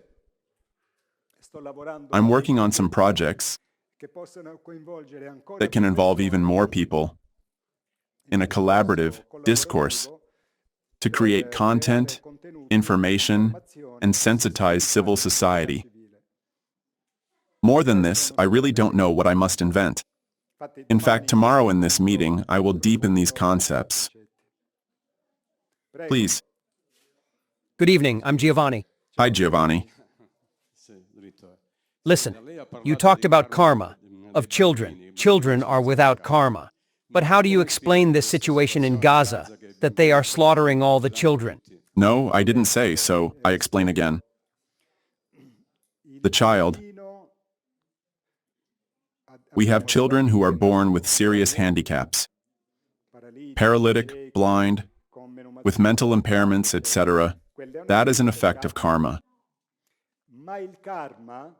But karma, even if it's acting on the child's body, for cosmic law is considered not active, because the child is not conscious of having a karma.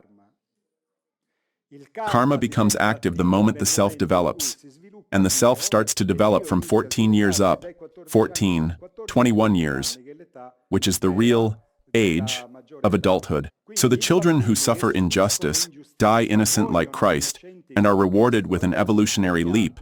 I mean, they go directly to the dimension of light. They don't reincarnate anymore in this world. They get shot. Because of the injustice they have received, they become angels. Let me put it this way. So is it a plan already, established before this fact? It's part of universal law. They are sacrificial lambs, like Jesus. I understand. It's established by law. It's not that. There's someone, says Netanyahu now bombs Gaza, so let's make a special law. No, it's in the law. So, every time that children die innocent, from hunger, from wars, from what you want, they go to paradise. Let's put it this way, just to understand each other. All right. The universal law compensates the sacrifice in this way. See, Giovanni, there's a big problem for us. We see only half metal, which is the incarnation. The other half is always our life. In what year were you born? In 65. Where were you in 63? You were up there, but you don't remember it. Here. So this life belongs to us, but we don't remember it. We don't know what happens there. We know that we came here, but we must return there. Our true world. Is not this because we stay there much more time, sometimes even centuries and millennia? So, are the facts of physical life connected to the facts of that life?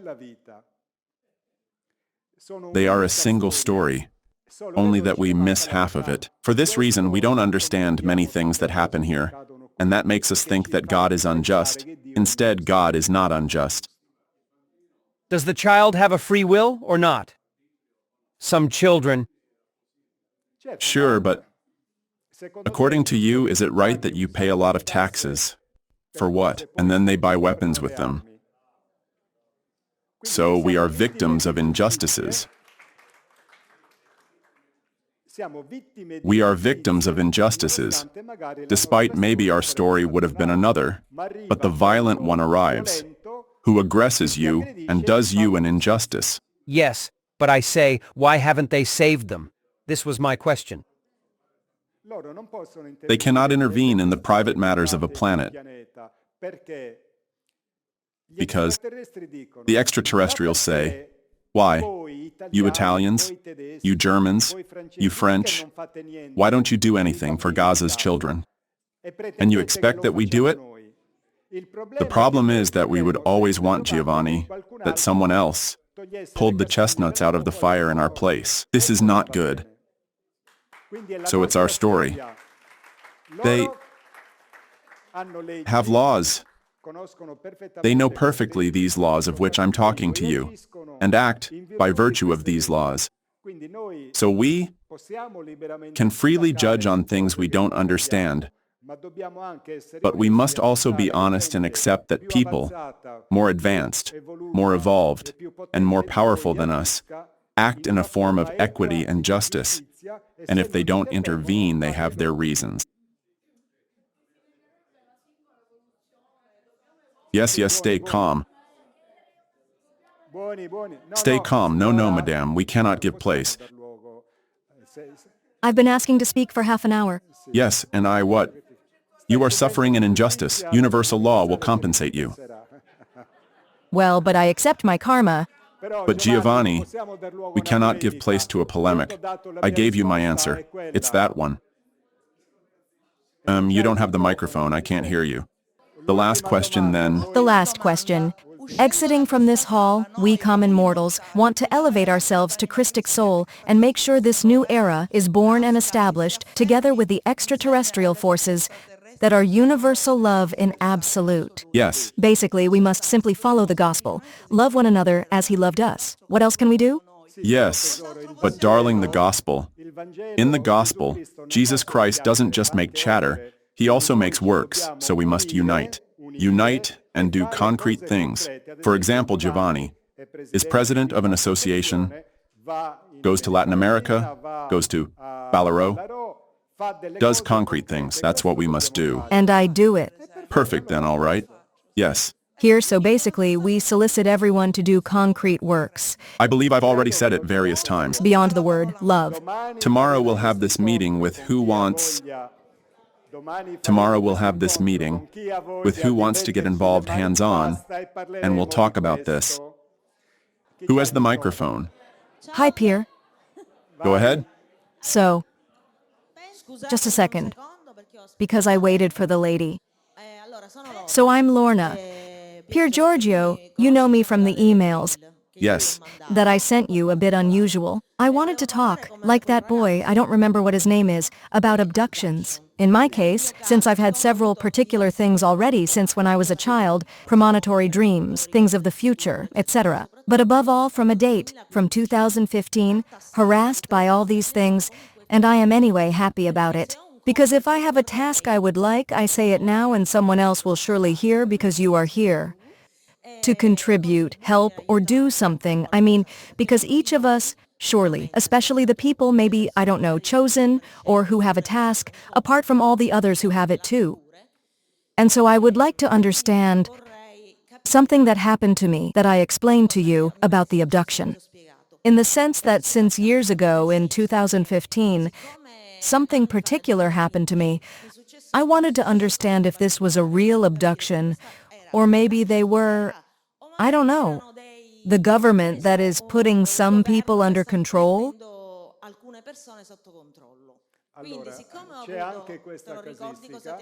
So there is also this case study.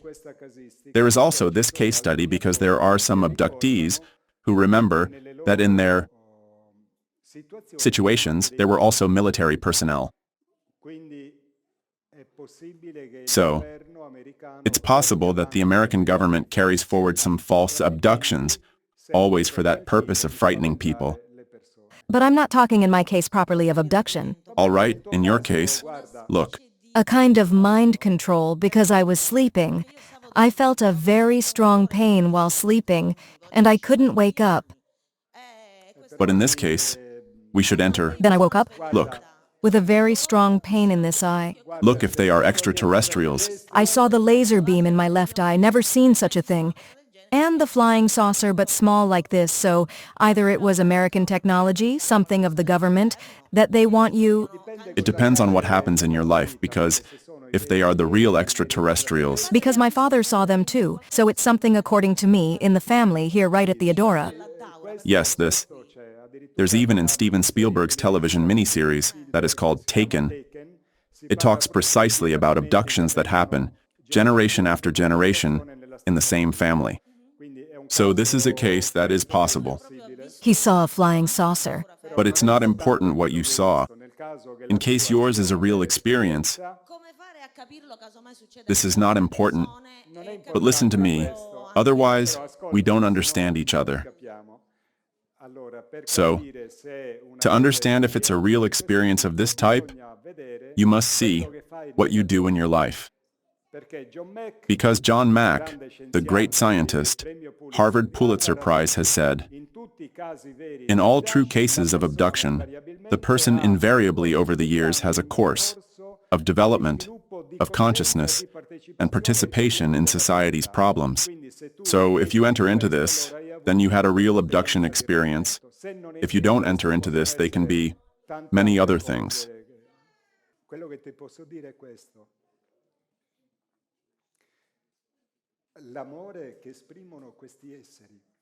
What I can tell you is this. The love that these beings express, that derives, being 1,000,000 years more evolved than us, their toroidal field, has a power and a vibration that when you have them near you, you know what instinct comes to you?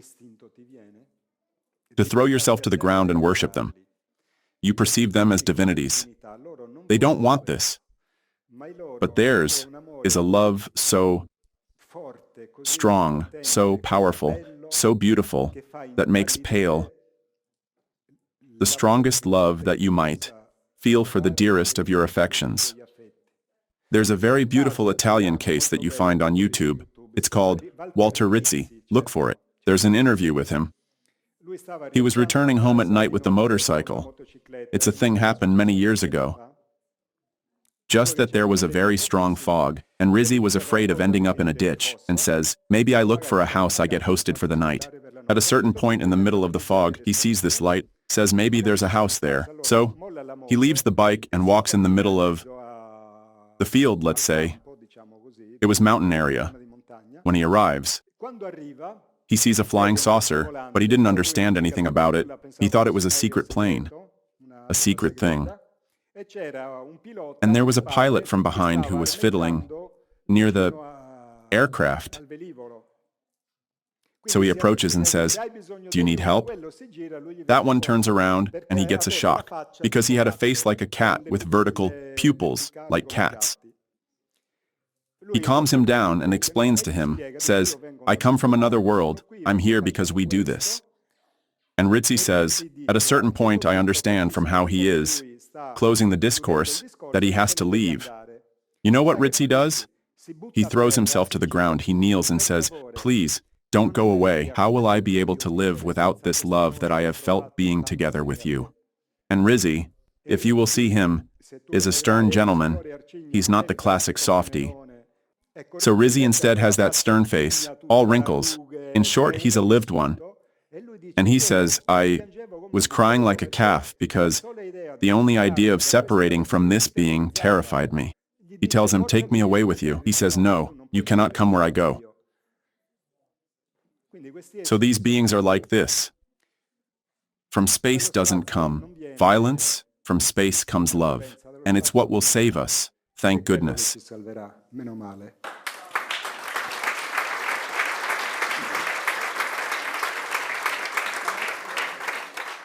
And I have lived this. Giovanni has lived it. So I know what I'm talking about. And more than once, it didn't happen just once. All right, friends, I thank you. Time is up. Shortly, they'll throw us out. Pier Giorgio, you are really a great one. Thank you. Thanks for the work you are doing. Thank you. Thank you from the heart.